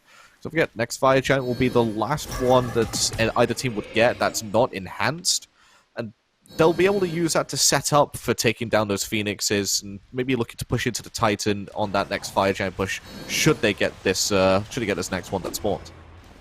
You know, we've seen the difference in a few games so far today, where having those minions has enabled those backdoor protections to disappear and well, really enable the team to just shred whatever they're looking at. Now, the option is to try and shred some kills. Quig tossed back to the Sharks, but there's not going to be anybody to chomp down and find the bite. 2-man stun from Riveros, but it doesn't mean anything. Again, all of this coming through. It's not quite finding what they needed to. Sop's going to be able to get the rewind off, but does it lead him into a worse position? The answer seems to be yes. He's trying to turn it around, but once again, Nehu with too much damage, too much lockdown for them to deal with on Gone to Tahiti. They're going to lose 2-for-0 on this engagement. And the rest either turned back to base already, or if you're Mando, still running, just to make sure you get out of there in time.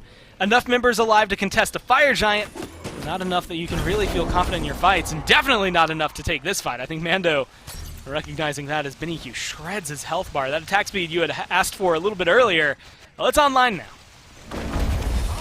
Fire Giant's going to be online as well. If the rest of the members of Hype Unit have their way, Mando Warrior forced to jump away. Riveros is giving this one up, and I think that's the correct decision for him. Diesel's long-range hail of arrows could be the only thing that's got a chance at stealing it here. But that involves him getting into position, and if you see what happens to Mando Warrior, he's immediately swarmed on by the Sharks that are a Hype Unit and forced away very quickly. No, Riveros seems to have resigned himself themselves over there to getting a Gold Fury, which is going to be helpful. But you see it's still taking some time. They're going to be able to pick it up. And that's going to lessen some of the lead Gone to Tahiti have. Oh. Still, Fire Giant, you had said earlier, kind of equates to just blanket 5,000 gold, 1,000 per player, let alone what you can actually pick up on the map here. 3 tier 2 still standing, so still a pretty significant lead that can go in your favor. But we also highlighted it earlier. We were watching as Gone to Tahiti were playing catch-up. They were behind in experience, technically still behind in experience, but with 3 people at level 20, 1 person on par with their opponent, and then Mando still technically 1 level behind here from Wolves. You've mostly caught up where they needed to. The jungle was the one we were looking at earlier, but I think, you know, having your mid and your carry hit that same mark is going to be beneficial for them. But it comes down to that defense once again, and I don't know about you, Alpha Jackal, but I do really like Amaterasu and Xing Chen on defense. I like them on offense just as well. I just think those are good teamfight ultimates. I think right now they've got 3 of the best defensive teamfight ultimates that you can have outside of mages in, like you said, the Xing Chen, the Amaterasu, and the Odin. But something which I've only just seen right now is Riveros's build on this Amaterasu. Last time went in for some more hammers, so a bit more of a bruiser build, but this time gone straight into that DPS, a Malice choice, and going into what I can only presume to be a Rage or a Deathbringer as his next item, as well as that Void Shield. He really wants to just instantly kill people with a few crits, just get them out the game as quickly as possible. Not exactly the style I would see Amaterasu playing from the jungle. Yeah, it's a little different, right? I didn't expect the crit of all things to come through, so we'll see well how it works out for him, as right now it's only tier 2. And speaking of tier 2s, you're going to have 1 going down in left. Looked like maybe 1 going down in mid, but there's going to be just 1 Ullr, 1 Xing Chen, and that's enough to thwart the 3 members of Hype Unit, but they're regrouping, all 5 of them right around the corner. Quig going to be locked in there. Mando going to be able to grab 2 once again, only throws 1 back to the Wolves, and right alongside Wolves is going to be able to help find some damage. In fact, they turn it around. Mando is the one who gets shredded. Same thing for River. Snipe's not quite going to connect there for Benny Q, but who cares? Yes, they walk away alive. Diesel does. But you managed to get the tier 2, 2 kills, and now you're barreling down mid towards a Phoenix. That's going to get shredded almost like it's nothing. Same thing seems to be said here for the left-hand side. And Alpha Jackal, they have 40 seconds before either of those 2 picks respawn. It's a 3v5 as of right now. Whether or not they're aggressive enough and confident enough to try and get in there. Minions on their side. They're looking to get aggressive. Cope gets pulled right back in. The cage comes down, but it might not be enough to get him out of there. Wolves was looking for the kills, but instead, who cares about Cope? Go into the back, find Diesel, find the rest of them, and look for this Titan. They're going to be going in. It's half health as of right now. Looking for the burn. Sops 1 hit away from death, but that fountain going to pay its weight in gold. Looking for a stun, but it's going to come just too late. Game number 2 goes the way of Hype Unit. Yeah, I mean, what can you do there if you're Gone to Tahiti? Yeah. I mean, it was sort of a reverse of game 1 where Gone to Tahiti just swiped the floor with Hype Unit. Now Hype Unit have come back and said, no, this is how we're going to win. We're going to swipe the floor with you. Just snowballs on either side, and that Discordia and Awilix. Those are the 2 picks I'm looking at that were just monstrous in that game. They absolutely pulled things back in their favor. I mean, one of the biggest fights I think that was favorable was Nehu finding that combo on the Discordia. So big turnaround in terms of performance, in terms of gameplay, everything there for Hype Unit. Much what you need to see here is we're going to be going to game number 3. But before that, we're going to go to a quick break. We'll be right back.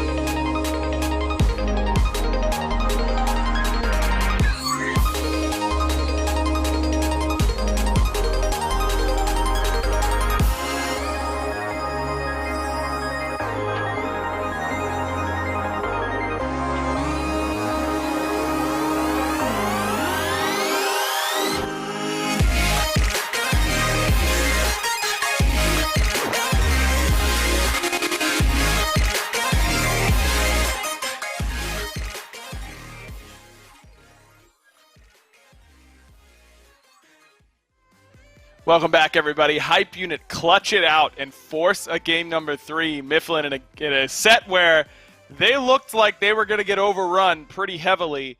Hype Unit bounced back in a big way. Layers in particular on this Awilix pick was absolutely fantastic. Nehu also made a lot of great plays. That one by his tier 2 tower and left in particular on the Discordia.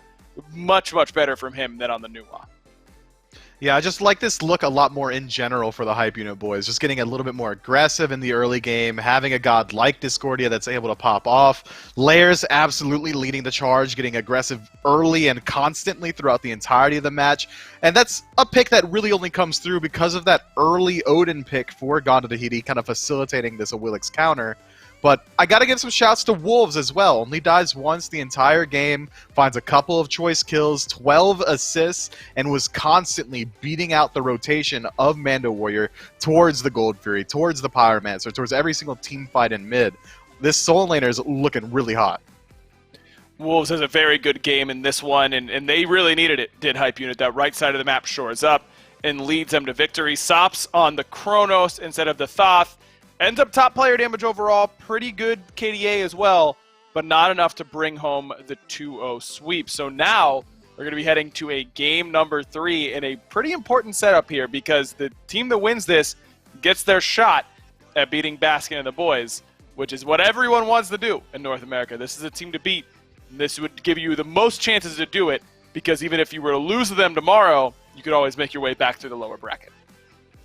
Yeah, I think that this is a hugely important set, especially considering it's so late in the day. These guys have been playing all day, been watching the games, and now, towards 6:30 p.m., they're really about to get down to the last bit of it. And I think in particular this set, Game 3, we've seen two very different versions of both teams. Now we can see how they decide to adjust to the play styles, whether or not we see Baskin and the boy, or Gone to Tahiti rather, try and bring that same level of aggression that we saw from Hype Unit in Game 2. If we see him trying to reprise that play style of playing for the late game, getting the Chronos again, whether or not we see him try and go back to the Thoth. There's a lot of individual meta things that are going to be developing as these two teams go into Game 3. I think a lot of it's going to be reflected in P's and B's. Well, let's get right to them then, shall we? P's and B's for game number 3, starting right now. It's been Hype Unit in that first pick slot a whole lot so far in this set. I believe they've been first pick in both of the first 2 games. This game, they get second pick, Gone to Tahiti, choose to take that first pick. And I think this is going to be interesting because this Amaterasu pick that Gone to Tahiti have prioritized has consistently gone into the jungle for Mollusk, but it's been a bit of a different build. He went crit in this game. I don't know that is worth the first pick. I think Ama solo is worth first pick, but I don't know that Ama jungle really is. Yeah, you decided to pick up the Malice, which helps out a little bit with cooldown, helps out with your auto-attack-centric build a little bit. I'm lying, I don't super love the Malice in the Amaterasu build, or Amaterasu in jungle in general. I think if you want to play an auto-attacker god, Nemesis, Mercury, even Pele to a certain extent. I don't care, go auto-attack Thanatos. I think those are the type of things that you could look towards that are going to bring a lot more value into your jungle role. But knowing Mollusk and how he likes to play, playing gods like Thor, or even coming from a role like support, he really likes to get involved early on. He wants to be the person initiating the fights. He likes using that dazzling offensive to be the first one in. But if that's the playstyle you're going for as well, you have gods like Hunbots available. Blink in, fear no evil. You're going to do the exact same thing, and it's much easier to perform on. I completely agree with you. Amaterasu should be more valued in the solo role. Well, Rom banned this time around instead of first picked, so we're going to see something different in the P's and B's this time around. Both Persephone and Yamoja banned by Gone to Tahiti. As Hype Unit continue with their same bans, with the same 3 they've gone with every single game of this set. Nemesis, Kuzenbo, and now Sobek. Cthulhu's open, but Gone to Tahiti has not shown any sort of willingness to prioritize that god quite yet. Believe he made it through picks and bans of both sides last time around. Hercules is a god that we were just talking about a little bit in between games. Kind of crazy we haven't seen him at all so far, I feel like. Finally picked up here by Gone to Tahiti. Yeah, no one in the SOC or SEC seems to like this pick, and I will assume that it's going to be going into support because that's where we're traditionally used to seeing it. Gods gods makes sense. PBM, Aurora, they really put a handle on this god in lane. I think that it's such a high-valued pick because it's just going to bring pressure to that long lane no matter what you decide to pair it with. Even against gods like Hebois, you're going to have a decent matchup. Hebo has to get in really close to deal his damage. It's very choreographed what he's going to do. A driving strike to instantly set up for the rest of your team is going to be hugely impactful. But it seems like we're seeing a lot of differences here because of that ROM ban. Cupid finally being hovered, but it's probably going to be Ull. Oh, hey, fam. It's going to be Jingwei instead this time for Hype Unit. It's been gone to Tahiti that likes the Uller pick, and I think Uller would have been really, really bad into a Cupid selection on the other side alongside Hercules, but alas, that is not the call. It seems like for Hype Unit this time around, they go with a couple of knockups on their side. Gone to Tahiti go back to the Amaterasu, though it has been in the jungle for them 2 games in a row. We'll see if Mando is going to take that into the short lane this time around, or if it will stay in Mollusk's hands in the jungle. If I'm Gone to Tahiti here, I'm just picking something for Sops that he's going to feel comfortable on and is going to be able to run the game. They love to get their front line early, though, and they go Amaterasu, Robin. They seem to like letting Sops get his counter pick later on in the draft. Well, that's an interesting first 3 picks for GTT. Hercules, Amaterasu, and Robin makes it a little bit harder to lock down where you think they're going to go.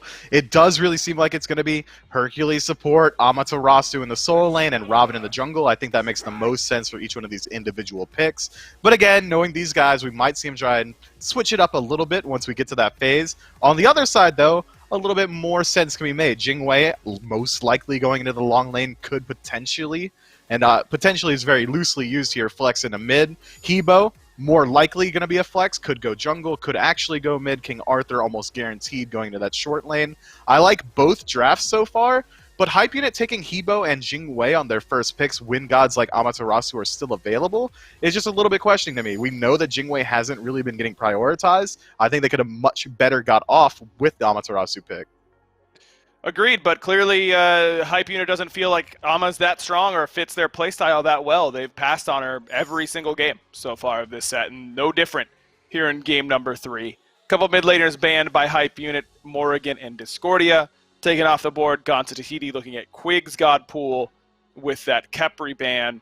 Love the Arthur, though, from Wolves here. It's not a god that we see as much as we used to in that solo lane, but still a potent selection and a comfort pick for Wolves. He's played this god a ton. Yeah, he loves playing these highly aggressive, I'm going to get in your face, trade out health bars with you. I mean, if he's just dealing damage, it doesn't matter if he's getting the worst end of an auto attack trade or something like that.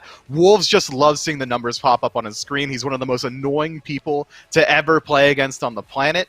But King Arthur into the Amaterasu, if it is going to be Amaterasu going into solo, is an interesting matchup. That Beyblade spin is going to be very easy to cancel out. The ability to set up for ganks might actually favor Amaterasu just because of the dazzling offensive.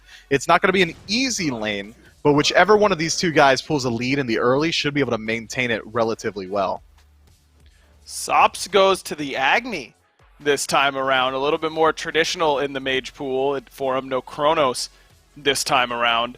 Agni, I think, probably slept on a little bit. Feels like he is an actively good mage. If I had to describe Agni, put him on the tier list, he's good. You know, he's not nuts, he's not bad.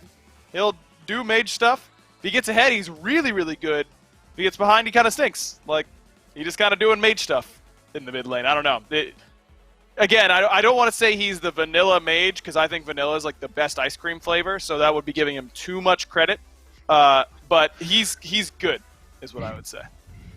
Yeah, mint chocolate chip's the best ice cream flavor, but keeping that trend going, what? Just a middle-of-the-road pick again. Hachiman coming through here. Not one you're super excited to see, but the CC immunity, survivability, EI Jutsu for the stun, all very good. I like Agni in particular into this draft. Into Hebo, decent poke from a range. You can engage from there. You find the stun, set up for your team. You don't have to get into that crushing wave range. It's good into Jingwei for the exact same reason, and it's got the safety to be able to avoid the knockups from Horus or even try and dash out of any sort of setups that Set go for. I think it's a very smart pick for GTT. And a Set pick at the very end for Hype Unit. Horus Set combo, but both on the same side this time around for Hype Unit. I think the hype unit draft does look fairly strong, but a little bit execution heavy. That's my only concern for them. How about for you, Miff? Which draft do you like more? I think I'm leaning just ever so slightly towards GTTs, man. I love Amaterasu. If it is actually going to the Soul Lane, this is the first time we're going to see it today, performed at full value. Matched up with the Agni with a counter matchup into the Hebo, I think it's pretty good for them. One final game to close us out on Friday. Which team's moving on to the semifinals tomorrow? Gormizer and Alpha Jackal have your answer. Well, it's time to find out as we go forward, and, well, it is Mando. Surprise, surprise, not on a Guardian. Granted, with their composition, he had no choice, Alpha Jackal, but it's still something that is maybe going to catch some of us off guard. Agni as well. Got to Tahiti, look like they have a pretty solid draft, but Hype Unit, as Aggro had pointed out, is great if the execution is there. Do you have one that you kind of prefer more than the other? In terms of comps, I like Gone to Tahiti's a lot more. It's a lot less execution heavy, allows for a bit more mistakes. But with Hype Unit, if they get off the damage that they need to, if they get off the abilities that they need to, will find themselves here with a victory. And he said that we had the answers. Aggro said that we had the answer of who's going through. I don't have the answer. I'm waiting for this game to finish like everybody else. I haven't been handed the script of you. Yeah, Hindu only leaks the script to a select few. And as of right now, I think most of our parts are actually blacked out. It's really weird overall. You know, he gives us a script, but then also tells us not to worry about some of our lines. It's bizarre sometimes. Either way, it looks like Quig right now is in a little bit of trouble. Nothing going to lead to a death just yet, but this is something I anticipate a lot over this duo lane. BennyQ, gonna be fine. Quig should be able to survive, but always under threat of Cope getting a little aggressive. That Odin didn't really hit any of the marks I wanted it to last game. Hercules, though, I anticipate it having a stellar game. Yeah, there's most likely a reason that it's been banned in North American SCC games day in, day out, week in, week out, split in, split out. And we're finally getting to see one of the few times it's let through in the first set of bans, which is why it's been picked up early for Gone to Tahiti. And so far the pressure has been telling on that duo lane. B's already forced from BennyQ, and that's not a good look for the Jingwei, but thankfully he is playing Jingwei and not any other ADC. Considering if he does get hit by that Earthbreaker just before the driving strike hits, he can always dash away. Yeah, just has to zoom out of there to make sure things stay safe for him. I'm still curious about this. Again, Mando, we see him on Guardians all the time, and the survivability maybe going to give him a little too much confidence. I'm excited to see if anything big happens over there in the solo lane, but I honestly also doubt anything big is going to happen. I'm also paying a lot of attention to River right now. Running around in the jungle, did the back Harpies, now looking for the speed buff. Harpies just now noticed by Layers. This could be bad, depending on what goes on. Layers is going to be going over to help defend the purple buff. Cope now getting aggressed on, a little under half health. Speed buff stripped away through all of that by River. Now that aggression might pay off as they rotate over to the solo lane. Yeah, Mando Warrior eating a bit more damage he would have liked to, but Riveros doing exactly what he needs to do against the King Arthur, which is just stripping away the blue buff. So you defend your purple buff successfully. I tip my hat to you, Layers, but little did you know that your King's now in check, so it's your move. It costs you 2 buffs in the process of defending, or yeah, just defending the one, not even trying to do anything in terms of secure. I think that's even bigger to look at the farm now. That's going to be going in favor of Gone to Tahiti. Again, a very small amount. In fact, actually not enough to give them a distinct lead overall in their jungle just yet. And that might just be because they've taken their sweet time confirming their own. They lose their own blue buff, so that one comes out. Honestly, maybe worse for Mando, because now he doesn't have anything. He wasn't up there to grab the buff that was stolen away, and now his has been taken by Wolves, so that at least mana regen is going to be in favor of Hype Unit. Now with that speed buff on the side of River, might give him a little bit of a benefit, but not to match up to a first blood bounty. Cope maybe too aggressive this time around. Yeah, Cope just got stun locked there by Quig and BennyQ. Just hit by the stun, hit by the knockup from Quig. BennyQ follows up with his persistent gust. All in the meantime, just pumping out those basic attacks. And you may be a Hercules, you may be, you know, dealing out all the damage, but you still take damage as like a mortal, and you die like the mortal god you are.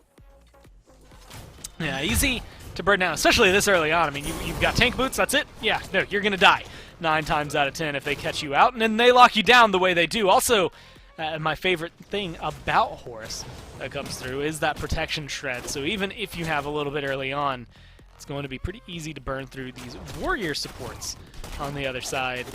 So not the way you expect that duo lane to go in terms of aggression. Well, honestly, not the way I expected the jungle to go in terms of aggression. As of right now, it's all come out as a small net benefit for Gone to Tahiti. And something as negligible as one individual ward. Mando's looking to change that. Ult locked down. Wolves one hit, but Wolves turns it around. The tower does too much damage for Mando, and now your jungler over here for Gone to Tahiti, forced to ult away from the fight in mid just to try and save his life. Sop's too low to really get back in here. So everything coming out as a wash for Gone to Tahiti. Even if they have these small leads, they're losing them in the fights. Yeah, Mando Warrior just a bit too aggressive on that dive. Just didn't estimate his damage correctly there, and unfortunately Wolves was able to turn it around beautifully, and that's going to be another blue buff lost here for the side of Gone to Tahiti. There could also be damage again onto Mando Warrior. The rest of the members are here. The stun is going to miss from Quig, and I believe that stun did hit. Lez was there ready and waiting with his Kingslayer ultimate.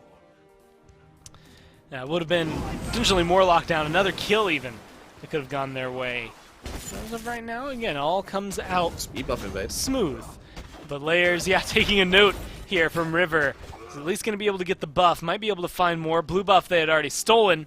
So that timer is a little wonky compared to the speed buff. And it seems like they're going to be just fine taking this jungle away. Unfortunate for Gone to Tahiti. So now that gold lead that I had said they had, even though it was as negligible as just one little ward, now is all in favor of Hype Unit. Just a few hundred gold still. But these fights consistently going their way, the buffs going their way. They need something big to turn this around, and River getting caught out might not be the play. Good knock-up, good lockdown. The immunity frames for this Robin did enough to begin with, but it's not enough to get you out this time. And Sops, unfortunately, tried to get aggressive and save him. That's not going to work, though. Just melted by Nehu. And now they're winning fights all across the board. Even Diesel can't quite hold up the fight that he needs to Beniki's Jingwei. It's the only lane with those which is going somewhat positive for them, and it's only a 0-0 versus a 1-0 on the side of Hype Unit for BennyQ, getting that first blood early on. But just one misplay from Mando Warriors led to the fact that Wolves has now got free reign over here on this right-hand side. The fact that they invaded onto the blue buff early meant that Layers was angry and invaded onto their blue buff, which has helped start this snowball. It's interesting just to see that tiny little butterfly effect that's rippled throughout the entirety of the map that's led to the fact that Hype Unit now have complete control over on this right-hand side. Just one blue buff invade, you think it's going to go the way of Gone to Tahiti at that point, actually turns into Hype Unit having a 3-0 solo laner. There's not what you want to see. You get a King Arthur, you know it's execution-based, they're executing on the side of Hype Unit. And as of right now, even getting aggressive into the blue buff, taken up into the air. Maybe not a lot of solo potential. Well, I say that. I see that health bar getting chunked by Mando. No mana online for him either. This is Amaterasu. He's diving definitely tower. In danger. We've seen this tower dive before, though. Unfortunately for Mando, it didn't quite go the way it did before. 4-0 now reads the kills for Wolves. BennyQ goes down on the other side of the map, so at least they're pulling something back. But 1-5 when 4 of them are on one guy, I feel like we've seen this story before today. Paid off well for Gone to Tahiti. Let's see if Hype Unit can keep it up as they're chasing down Nehu. Not going to be able to get the kill there. Instead, River getting dove in once again onto the tier 1. They'll pull Layers back. So jungle for jungle. Solo for carry. Ultimately still a 2 for 2, but it just still feels like Hype Unit are walking away happier. Yeah, to all of you people who play casuals and were in ranked and are in chat right now saying after the mid-season patch King Arthur was dead and would be around no more, Wolves has something to say to you. He says, hello, King Arthur is still a nutty character and you should be playing him time and time again. 4-0 right now for the solo lane warrior for Hype Unit. Coke Baby picks up Nehu in the mid lane. Has got TT starting to claw themselves back into the game on the other side of the map. That's one of those kills that you don't get it because you need the kill, you get it because you're trying to keep pace with the kill per minute rule that these two teams have apparently established on themselves. 9 kills, 9 minutes, so you had to get something. I guess Cope just needed to make sure one got on the board. And Nehu happily, maybe not really happily, complying. Also worth noting, we mentioned it earlier on the Nuwa, looks like he's going for this Rod of Tahuti start once again. Maybe he's going to shift to something different. We'll have to keep our eyes on that one. But interesting nonetheless for Nehu. Much better start to this game, although still a level down from Sop. So something that he's going to have to work for if that is the item he intends to go. I mean, for me, if you're going to be going for a Rod of Tahuti rush, you don't go Mage's Blessing. You just get tier 2 Rod of Tahuti straight off the bat. Just get that MP5, just get it done as quickly as possible. If you need to bag for boots early on, then so be it, bag for boots. But don't spend that extra 700 gold on the Mage's Blessing. That's just my personal opinion. No, it could be completely different train of thought here. Could just be looking out for his mana situation. Could be looking out for his support, who is almost at the end of his ropes. Yeah, Quig almost burned down, but not quite burned down. It looks like that horse is going to be able to get away, not only alive, but happy. Didn't even have to ult, didn't have to back as of yet. Going to be able to swipe up some farm towards the end here as well. So they maintained their lives on the side of Hype Unit. And definitely shows that Gone to Tahiti still have the teeth to bite back. That's just doing so consistently right now. That's been the problem. Speaking of problems, yeah, I'm turning tail just like that. If I'm anybody on Gone to Tahiti, the minute I see this King Arthur, I don't know that I want to fight. Even in 2v1, I don't know if this is going to be beneficial, but they're going to try it anyway. Mando gets aggressive. Surprised to see River go in for the buff instead of the kill, but it seems like they're going for easy, confirmable farm as opposed to what could just be a wild goose chase, and letting Wolves off the hook this time. Yeah, I have a feeling that they can look to do stuff onto Wolves at this point, considering he does have that Brawler Speed stick online very early, but BennyQ caught out in a rough spot in his own jungle, being chased away by Cope, baby. Does not get that Earthbreaker, so is unable to bring BennyQ back into the fray. Quick making his rotation just to heal up his ADC a bit more. Mid lane, a bit more of a wash as well. Wolves still looking for this tower, still looking to try and get the shackles released from his wrists, so he can start rotating and be a free man over on the rest of the map and start terrorizing the rest of the game. Just bound to this solo lane a bit longer. See if they can keep hold of it. Right now, I'm stressing for Mando. I see a set in the jungle, lurking in the corner, in the depths, in the shadow, in the fog, and now going in for the burn. They're going to be able to find so much damage almost instantly. That tower means nothing to Hype Unit right now. They do have to find one more hit. Tier 2 maybe changes their mind. Doesn't matter. Doesn't even make it there. Mando taken down along with his Tier 1. They have to find the aggression elsewhere. Good knockup from Nehu. Damage returned onto Cope. The teleport coming through from Wolves. He's going to come in maybe a second too late to save the mid laner. Maybe in time to pick up something in return. Damage is there. Cope way too deep, way too far. Doesn't look like he'll walk out alive. Layers gets another kill for himself to make sure things continue their way. River finally takes down the raid boss that is King Arthur. Yes, good dive coming out from Hype Unit to get some of the kills onto the mid lane. Managed to get into Nehu. They trade Cope Baby for it, but then Gone to Tahiti just say, we're going to take this fight as a dub for ourselves and take down this monstrosity of a solo laner. So just a bit more coordination so far from Gone to Tahiti, I would say, rather than from Hype Unit. That's how we were talking about it in Game 1 as well. More coordination from Gone to Tahiti than what we've seen out of Hype Unit. And if they continue that route, then yeah, you're 4-1 or 3-1 if you're the jungler there for Hype Unit. Might not make the end-all, be-all conversation as to who wins this and goes into the semifinals against Baskin and the boys. It's still what they're looking for here in this final game number 3. Loser goes down to the bottom bracket to fight for their survival. Just a few games between them and the finals down there, so it's not an impossible run, but still a little more difficult than you would want. Depending on how things go, we could end up seeing this match again sometime later tomorrow, potentially, if they go that way. But we'll have to see how they can fare through this one first. It's going to be Gold Fury, just a little late on the boulder for Cope, so it goes the way of Hype Unit. And all in all, even though the teamwork may be not quite as coordinated as we would like, things still keep coming up Hype Unit. Yeah, I just Caster's cursed them into getting their act together and making sure they're still combining as a unit. And they do so extremely well. They found the objective very easily, called it out calmly, called it secure very easily, weren't worried by anybody from Gone to Tahiti crowding around the objective. All around, extremely good play from Hype Unit. Still need to defend on this mid-tier 1, still have some work to do as they lost their rep buff. Cope maybe sporting one himself. Sop's going to take the second buff. That is of the red variety on Gods Tahiti. Betty Q got a spot trying to gank here on this left-hand side. The rest of the members are also making their way around just to try and force out this tier 1 tower on this left-hand side. They're going to be able to get aggressive. Tier 1 on left going to go down. Mando caught between 2 towers and 2 gods. This does not bode well for Gods Tahiti. And unfortunately, 0, 4, and 0 now reads the slash line for the solo laner on Gods Tahiti. BennyQ gonna have to use his ult to disengage. Ult coming down from Diesel, looking to close the gap. The flag gonna come down, but the Aegis a little bit stronger this time around. Diesel can't stay to try and find the kill, and Riveros tails down to, well, let's call it 2/3 health here to stay alive. Quig chasing behind, Nehu right behind that. So if they can catch up and maybe lock this one down, there might be another kill on board. But right now, you know, if I'm looking at anything, it's the difference in solo laners. You've got this King Arthur who's got a ton of kills under his belt, and unfortunately Mando, who even though on the Xing Chen last game maybe didn't have the best impact, well, it was roughly undying for a lot of it, and now 0-4 and 0 on the Amaterasu doesn't seem to bode well overall for Gods Tahiti.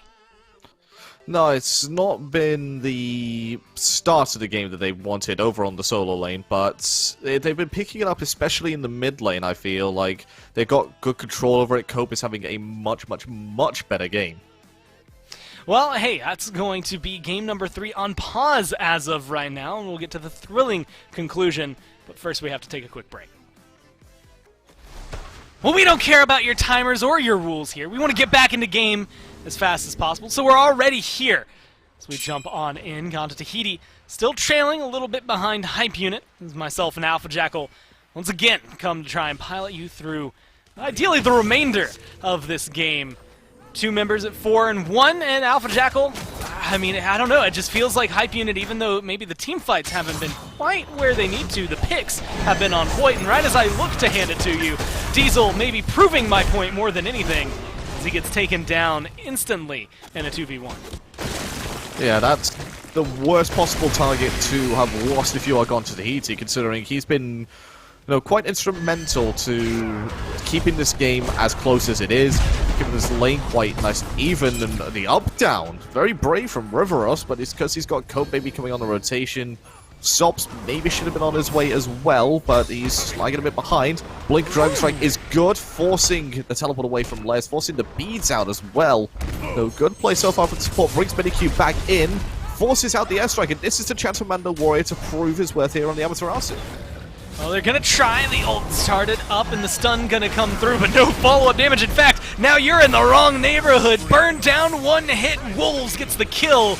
Now they're looking to get even more aggressive. Dropship from Quig right on to Cope. The driving strike might keep you alive for now. The stuns from Agni making sure things are slowed down, but it's not enough to save your support. Not this time, as Hype Unit make a huge turnaround in that fight. Run it right down left.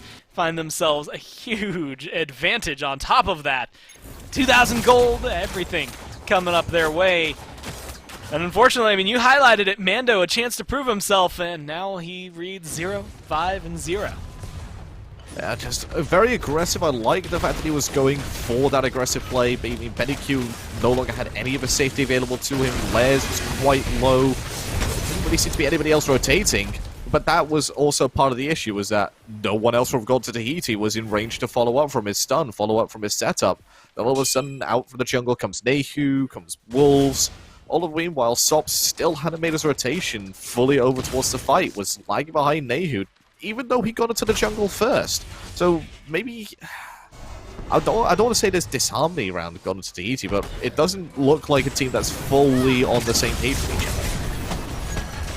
Right now, stuns looking potentially good from Sops, but no follow-up for the team to be able to get aggressive. Mando looking for the stun, but now, once again, seems like he's left out to dry. Gonna follow up on the Alice of the Yellow River. Instead, they're gonna turn it around. Layers, 1 hit away, but doesn't die. Rivers, once again, ended up falling down. Another member for Gods Tahiti, diving too deep under a tier 1. Now it's looking like just Pyromancer overall for Hype Unit. That might just be a small objective that helps turn things in their favor. Mando's looking at him like he wants to come in for a steal, just don't know what he has. Ultimately, the answer is nothing. Pyro goes the way of Hype Unit, As long as things stay up in their way, they'll be feeling just fine now as they escalate this to about 4,000 gold and 8 more kills in their favor than what Gone to Tahiti have been able to pick up. Gone to Tahiti, they were in this position in the last game as well. They were down multiple kills, just weren't, down that much in gold, so it gave them that bit of hope. They managed to pick up the Fire Giant around this point in the game to get themselves back into things. But Hype Unit seemed determined to not let that happen again, securing up this Oni Fury, putting pressure onto each one of those lanes thanks to those Oni minions spawning, sorry. And now that gives them an opportunity to either push down with these waves or go and do an objective whilst Gone to Tahiti have to deal with them. That's that awkward moment. Gone to Tahiti now having to choose, where they want to defend, how they can get offensive. Unfortunately, it doesn't seem like their offense is going to pay off too well for them. It hadn't paid off too much this game to begin with. As we're starting to approach that 20-minute mark, things all favoring Hype Unit.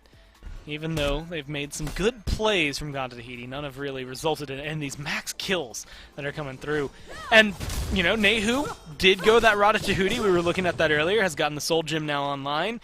Bennyq's just had a pretty solid game. Neither of them have been coming up as much. Maybe the damage from Nehu, or specifically the ult, has been parts of these conversations. But it's Layers and Wolves right now. I mean, 11 of their 13 kills on the jungle and solo laner. It seems like Hype Unit, they might have all their chips on one thing, but it's working out well for them. It is so far, and I think it's one of the things which allowed them to win the second game as well, was Layers having a phenomenal game on that at Wheelix, was helped out by Wolves having a very strong game on his pick as well, Nehu having a very strong Discordia game. But it looks like it is going to be Hype Unit starting up this objective. Mando Warrior has spotted it out, as told the rest of his team to, potentially try and get there as quickly as possible. Fire Giant down to 3,000 health, and now is the point where it's leash as the fight begins. Ooh, and now the damage just seems to be coming up in favor of Hype Unit. We'll have to see if they can maintain this. Getting aggressive over there, but it's going to be Diesel. He gets the first kill against Bennyq. You lose Nehu as well if your Hype Unit and Layers is one hit away. Riveros Cope, someone trying to seal the deal. The Boulder going to be able to hit it. He walked right into it. And that's going to be great for Gone to Tahiti to continue their aggression. Wolves looking at 1/3 HP. The heal not going to be enough. The knockup going to be great from the team. Now they're just chasing them down. One more kill's all they need for the deicide. They're going to peel off, though. They recognize this play. You're not going to distract us from the target. At bay, it's the Fire Giant that Gone to Tahiti want. Whether they can get it is the question. Quig, a low health, has mana, goes into the ult. He's going to be hovering and looking to dive on in. Once it gets low, he's going to try to go in for the steal. Unfortunately, burned down before he can do anything. That bird is cooked. This Fire Giant's down. And Gone to Tahiti have turned this game right on its head. The Hype Unit look for the fight. They actively went ahead and engaged the fight, just they didn't blow anybody up to begin with like they usually do, and Sops controlled the fight from over the wall. Riveros goes in and gets himself some nice pickups, some nice damage.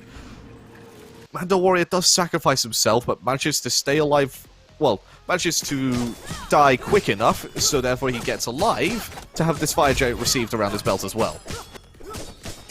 I mean, being able to, I guess respawn in time is the nice way to try and say it. Although, with the way things have been going, does he deserve it, is the other side of the question. No, 6-2, definitely a better fight for Gone to Tahiti, so something that we'll have to keep watching as time goes on. And on defense duty right now for Mando Warrior. But either way, you get yourselves Fire Giant, and you're happy with that, as well as dwindling that gold lead. In fact, even turning it ever so slightly, but in your favor.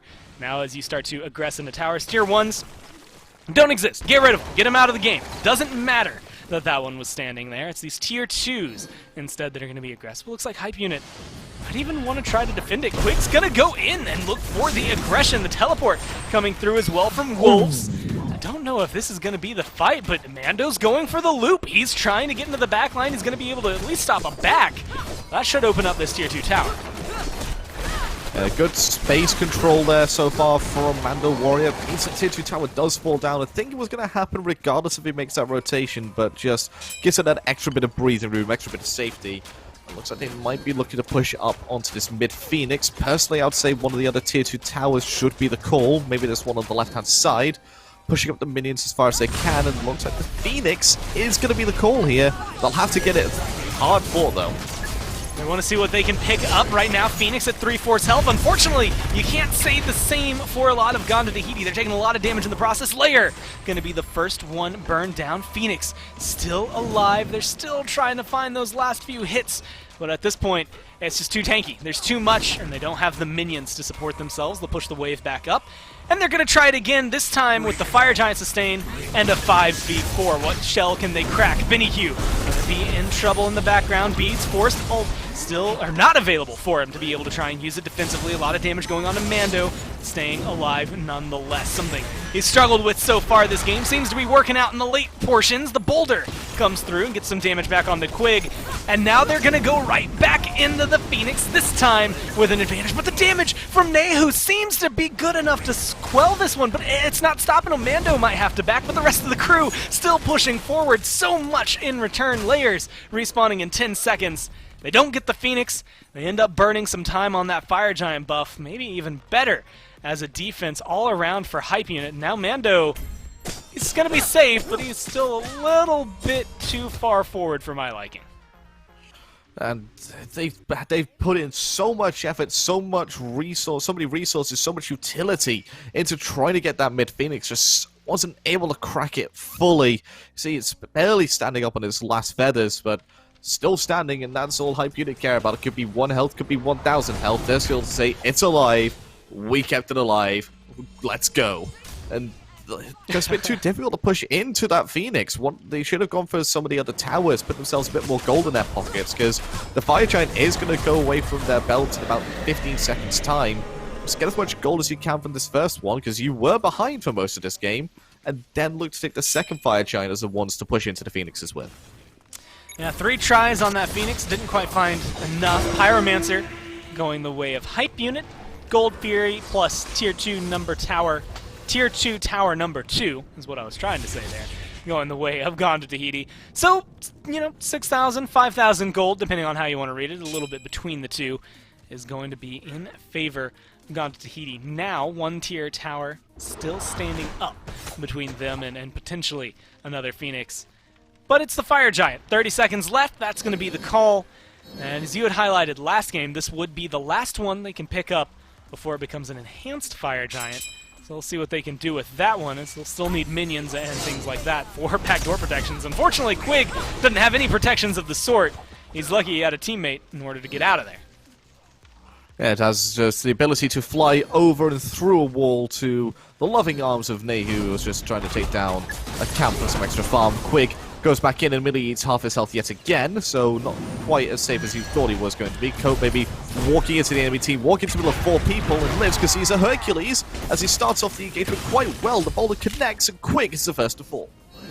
And that's a great way to start this one off. And Mando still getting aggressive, uses the ult, and Nehu Layers, as well as Binnyq, all isolated away from their King Arthur. So they might be able to find something, but no, Nehu says no, shuts them down with an exclamation point in terms of damage. Diesel is 1 hit away, but it seems like the fight has separated. River on the side is going to get burned down. Now it seems like they're going systematically through a checklist. Who can they find? Who can they kill? Anybody on Gone to Tahiti left behind will fall down like their teammates. Lucky for them, they're just fast enough to get on out of there. But yeah, like you said, they just left open a Fire Giant with about 7 seconds before Quig respawns. He'll still be able to benefit from the buff.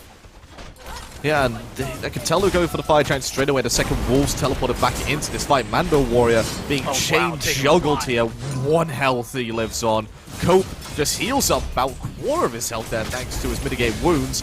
I thought that's going to be enough for him. Chased around the corner, and Diesel provides a good peel with some nice DPS, but it's all just a distraction. Les by himself takes down the remaining health of the Fire Giant. The Hype Unit find themselves with 5 fire belts around their waist. An easy facade for Hype Unit. They know that all they have to do is make sure that nobody on Gone to Tahiti looks towards that Fire Giant pit. Layers, at that point, I mean, relatively low. If you commit 1 person into the pit, potentially able to steal that away. So maybe just lapse in judgment. I mean, Gone to Tahiti, you don't typically expect the 1 assassin to be over there soloing it while your team's in a fight. And unfortunately for them, Hype Unit kind of read the bluff, still made the call, and now they're at the benefit, looking in for something in the jungle, whether it's going to be an ambush, a pick, what have you. And that Gold Fury is not up, or at this point it'll be a Primal Fury it's not going to be up for another 2 minutes almost, so still just looking for anything they can find. Unfortunately, the answer is nothing over here from Hype Unit. So they're going to group up and try to use this Fire Giant maybe a little more to its maximum potential than what we got to see out of Gone to Tahiti. So far, Hype Unit, well, they haven't really done much with their Fire Giant, but still has 2 minutes and 47 seconds remaining on it. 3 Tier 2 towers still remain. And if they're going to be as effective as possible with it, I expect all 3 towers to be gone by the time this Fire Giant buff wears off in 2.5 minutes' time. Just reset afterwards, look for the enhanced Fire Giant, just to make those Phoenix Sieges a lot easier for themselves. It's all about timing at this point. They've got minions coming up with them, Quig getting aggressive. Layer's the only one not in the fight on the left-hand side as of right now. Mando once again going into the backline. We've seen this play a couple of times. Sometimes it works, and sometimes he just finds himself between 4 people, shredding through his health bar. That 0, 6, and 4 was earned the hard way. And unfortunately, that's not been going too well for Tahiti. Layer's going to be able to just decimate that tower, no problem. He might even be able to get a Phoenix if they can keep everyone on Gone to Tahiti engaged over here, but that's going to be 4 backs like it's nothing, so Layers can fall back, and you wanted to see the towers fall. So far, 2 of them are going to be taken. Maybe a third here in the mid lane as Layers starts to turn his pressure over there. That gold lead that Hype Unit had it, Gone to Tahiti took it back, and now they've lost it again to Hype Unit, who have fully pulled it back in their favor. It is exactly like the graph indicates. That small little mountain was not too much to overcome for Hype Unit. Now they might even get a kill off of it. No, Mana Warrior is going to be A-okay. And look, I know they're going for the pop culture reference to Gone to Tahiti, but you're a Smite team. Just make it Gone to Tahuti instead, so we can all stop mispronouncing the name in our minds. Would definitely help, right? Just a little bit. But Tahiti, yeah, well, it's just a nice little place, bit. I guess, either way. But either way, they've been gone to Tahiti Magical for a little place. while. I wonder if they're ever going to come back. That's the real question. 'Cause right now, they're looking for a comeback. Whether that means they'll come back from Tahiti or not, we'll have to see. Quig up in the ults. We'll have to see who goes with them. Layers is not choosing to ride along. They dive deep into the mid lane. No towers for him, but they cut off the path. Cope looking to be the one that could burn down 5 members surrounding the Hercules, but he's going to be able to driving strike his way on out of there. Agni bombs come ripping down onto this Hebo, and this time fire beats water. River is going to be the one who gets the kill for that. Wolves chased down, and the pack abandoned him this time, trying to run solo. And unfortunately, it's not going to work as well as it did at the beginning of the game. BDQ, Quig, the last 2 left in the jungle. Layers abandon the team to back off and heal up. BDQ's half health. Quig pretty much in the same boat. This penetration is starting to rip true, but BDQ's hitting so hard back. I mean, look at the health bars. Sops, Diesels, and Mando all low. And Layers has picked up a kill in the back line. Maybe able to capitalize on these low health bars if he can rotate back in, but Cope looking to do the exact same kind of play. Quig, maybe the target for the lockdown here. Might be the easiest one to kill off if they can get him, but they're not going to be able to chase him down in time. They pick up BDQ instead, and now Quig has nowhere left to run.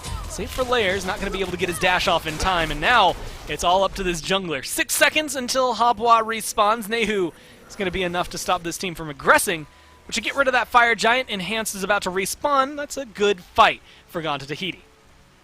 Yeah, the Fire Giant had gone from the rest of Hype Unit already. They just wanted that tower and then to get out, but all of a sudden they decide to take an engagement onto the mid lane.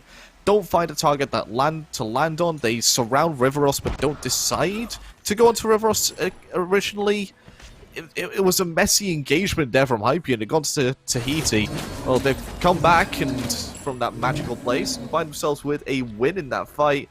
And gives themselves time to set up for this Fire Giant, especially on ward coverage. Just put up those wards as best as possible. 10 seconds still till Quig respawns and BennyQ respawns on top of that. So you have the chance to burn it down before they both spawn and, spoil the party. Oh, the pressure's on for Wolves. He's the one who spots it out. He's the only one who can get in time to try and turn this around. Nehu might be able to rotate over for some scraps, but it's a question of trying to steal this Fire Giant that's going to come through. Damage is going to be good. Gone to Tahiti confirmed that one. Cope is low, and it looks like Gone to Tahiti recognize that they don't want to fight here. They just want to fall back and utilize this buff as best they can. 1 tier 2 tower still standing for Hype Unit. 3 Phoenixes to burn through, and they've got the minion pressure on their side as well. Just because I'm highlighting it, Oni Fury gonna come back up in about 2 minutes. Might as well look towards that if options for the Phoenixes fall apart. The world is their oyster once again for Gone to Tahiti, as control of this game just keeps flipping on its head. Yeah, this is the sort of matchup I expected from these two teams. You know, second and third in the standings respectively, you would have expected them to have nice, tight, long games, but games 1 and 2 were anything but. It was basically control from Gone to Tahiti in game 1 very easily. Hype Unit then do the exact same thing in game number 2, but this time, both teams really doing a hot potato with the lead, just passing it from one person to the other as quickly as possible. Neither of them really want to hold on for the length of time that they want to do, but this could be the time where the potatoes cool down enough for them to hold on to it for the rest of the game. We'll have to see. This game of hot potato continues. Maybe they can take it out of the tinfoil, open it. I guess it depends on the kind of potato. I'm assuming a baked potato, twice baked, because they're delicious. Either way, that's maybe just the hunger in me starting to speak. As we move forward, 16 kills to 17 kills on the one side, almost keeping up with that kill per minute mark still as they continue going. Almost tied in gold. All of it coming up into this culmination around the left-hand Phoenix. Damage there onto layers to start things off. Blink forward from Rivers and looking to burn down the mid laner. Nehu looking to get chased, but it's not going to be enough. The ult going to be able to disengage the boulder, though, ripping through and allowing Rivers to find the kill onto Wolves. That 6-1 is turned to 6-4 so fast. Layers, unfortunately, in the same boat. 6-1 now to 7-4. The Phoenix goes down. 3 members left standing. Let's make that 2 as the Hebo goes down. Quig, Binniq, they're the only 2 left alive. They're looking to go up into the skies and come crashing down. Mando's low, and we've seen the damage Binniq can do, but is it going to be enough to stop 5 members with Fire Giant from killing your Titan? The answer seems to be no. They get 1 kill back, but the Titan just seems to be going. They end up with the deicide. They end up with the win. Gone to Tahiti, pull that one back and move themselves forward. All it took was just one enhanced Fire Giant, and all of a sudden the Phoenix was a lot easier to kill because no backdoor protections, and the enemies were easy to kill because you have even more power for them. I mean, Hero just didn't exist in that last fight. It is instantly taken away by the Raven, just blinked on, rooted, Prana Onslaught, and then all of a sudden there's nothing more he can do about it. Had to ult away, back to base, and I have no idea what happened to Wolves as well. I mean, King Arthur was he was a nightmare to deal with for the early game, but the last time I saw it, we just got dunked on by a Raven and he was dead. Well, hey, congratulations to Gone to Tahiti, staying up in the upper bracket, but we'll still get to see more of Hype Unit as the day goes on. And hey, the good news is we've taken enough breaks today as things have been going, so we're just going to go straight back to the desk and have them break this one down. Thank you, Gore and Alpha. Indeed, we are back on the desk, and a big victory there for Gone to Tahiti. Didn't look like it was going to go that way for the majority of the early game, though, Mifflin. It was a great start for Hype Unit in this one. Layers was popping off on the set. He was huge. For me, Cope changed the whole game. A massive boulder by Fire Giant, then a blink 2-man Earthbreaker right after the fact. I think Cope had a great game on this Hercules. Yeah, right when that play happened, I looked out my window into the sky, and I saw a cloud that just kind of looked like PBM, and it was certainly smiling, man. It feels bad for Hype Unit because of how strong that start was. Layers, as you said, pops off in the early, gets involved very quickly, some early kills in mid, is able to really transition it well. We see what is reflected on the enemy team. Sops has a much slower game. We saw him camp solo a little bit. Mando has a harder time as well. But it really came down to Diesel stepping up in a big way for them, finding huge damage in team fights, finding priority targets constantly. It seemed like for the most part, this Hachiman was allowed to free cast once both teams were stacked up 5 versus 5. We had a lot of very polarizing ADC games today. This one, I think, was a little bit more even in the sense that both hunters were having their moments, but Diesel ends up being the star at the very end, and Gone to Tahiti punched their ticket to facing Baskin and the boys tomorrow. With how well Cope played that Hercules myth, why didn't he play it in the first 2 games? That's what I find myself asking. Like, they first pick a game 3 after not picking it at all in the previous games, and he pops off and carries the game. Maybe tomorrow he should be playing Hercules against Baskin and the boys, because that's who Gone to Tahiti will be playing up against. They are in the top half of the bracket. Froggy and Hype Unit will square off tomorrow as well, with the loser having their playoff dreams dashed. So it should be a fun one tomorrow in North America. Europe, going to be much of the same, I think, tomorrow, Meth. Yeah, highly competitive sets in general, unless you're the best team in Europe. And you could probably say the same thing for Basket and the boys. It just seems like they're really separating themselves from the pack. Belt Slap up against Snake Pit, Pika Renewves coming against Poppies in the losers bracket. I think I really want to keep my eyes on that Poppies Pika Renewves lineup because both of these guys are incredibly talented teams. The Poppies are the only team in the EU League that has ever taken a game off of Belt Slap, not game set, rather. So I think that they're likely going to be the favorites running through the losers bracket. There's a lot of interesting play coming our way. Belt Slap versus Snake Pit is going to kick us off tomorrow, and then the Poppies up against Pika Renoobs, as you mentioned.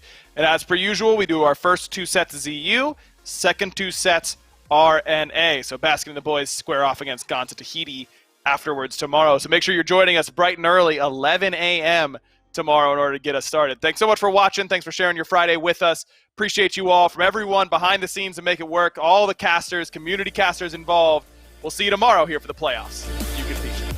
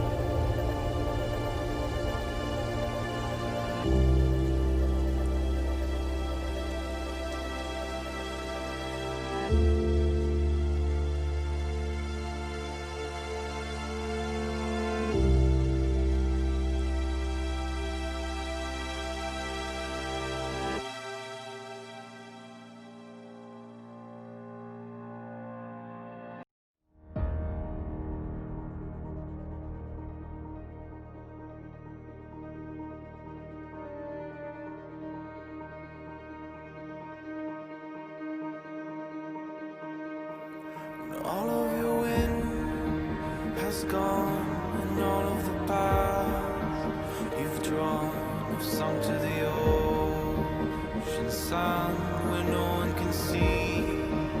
You stand, don't let the dark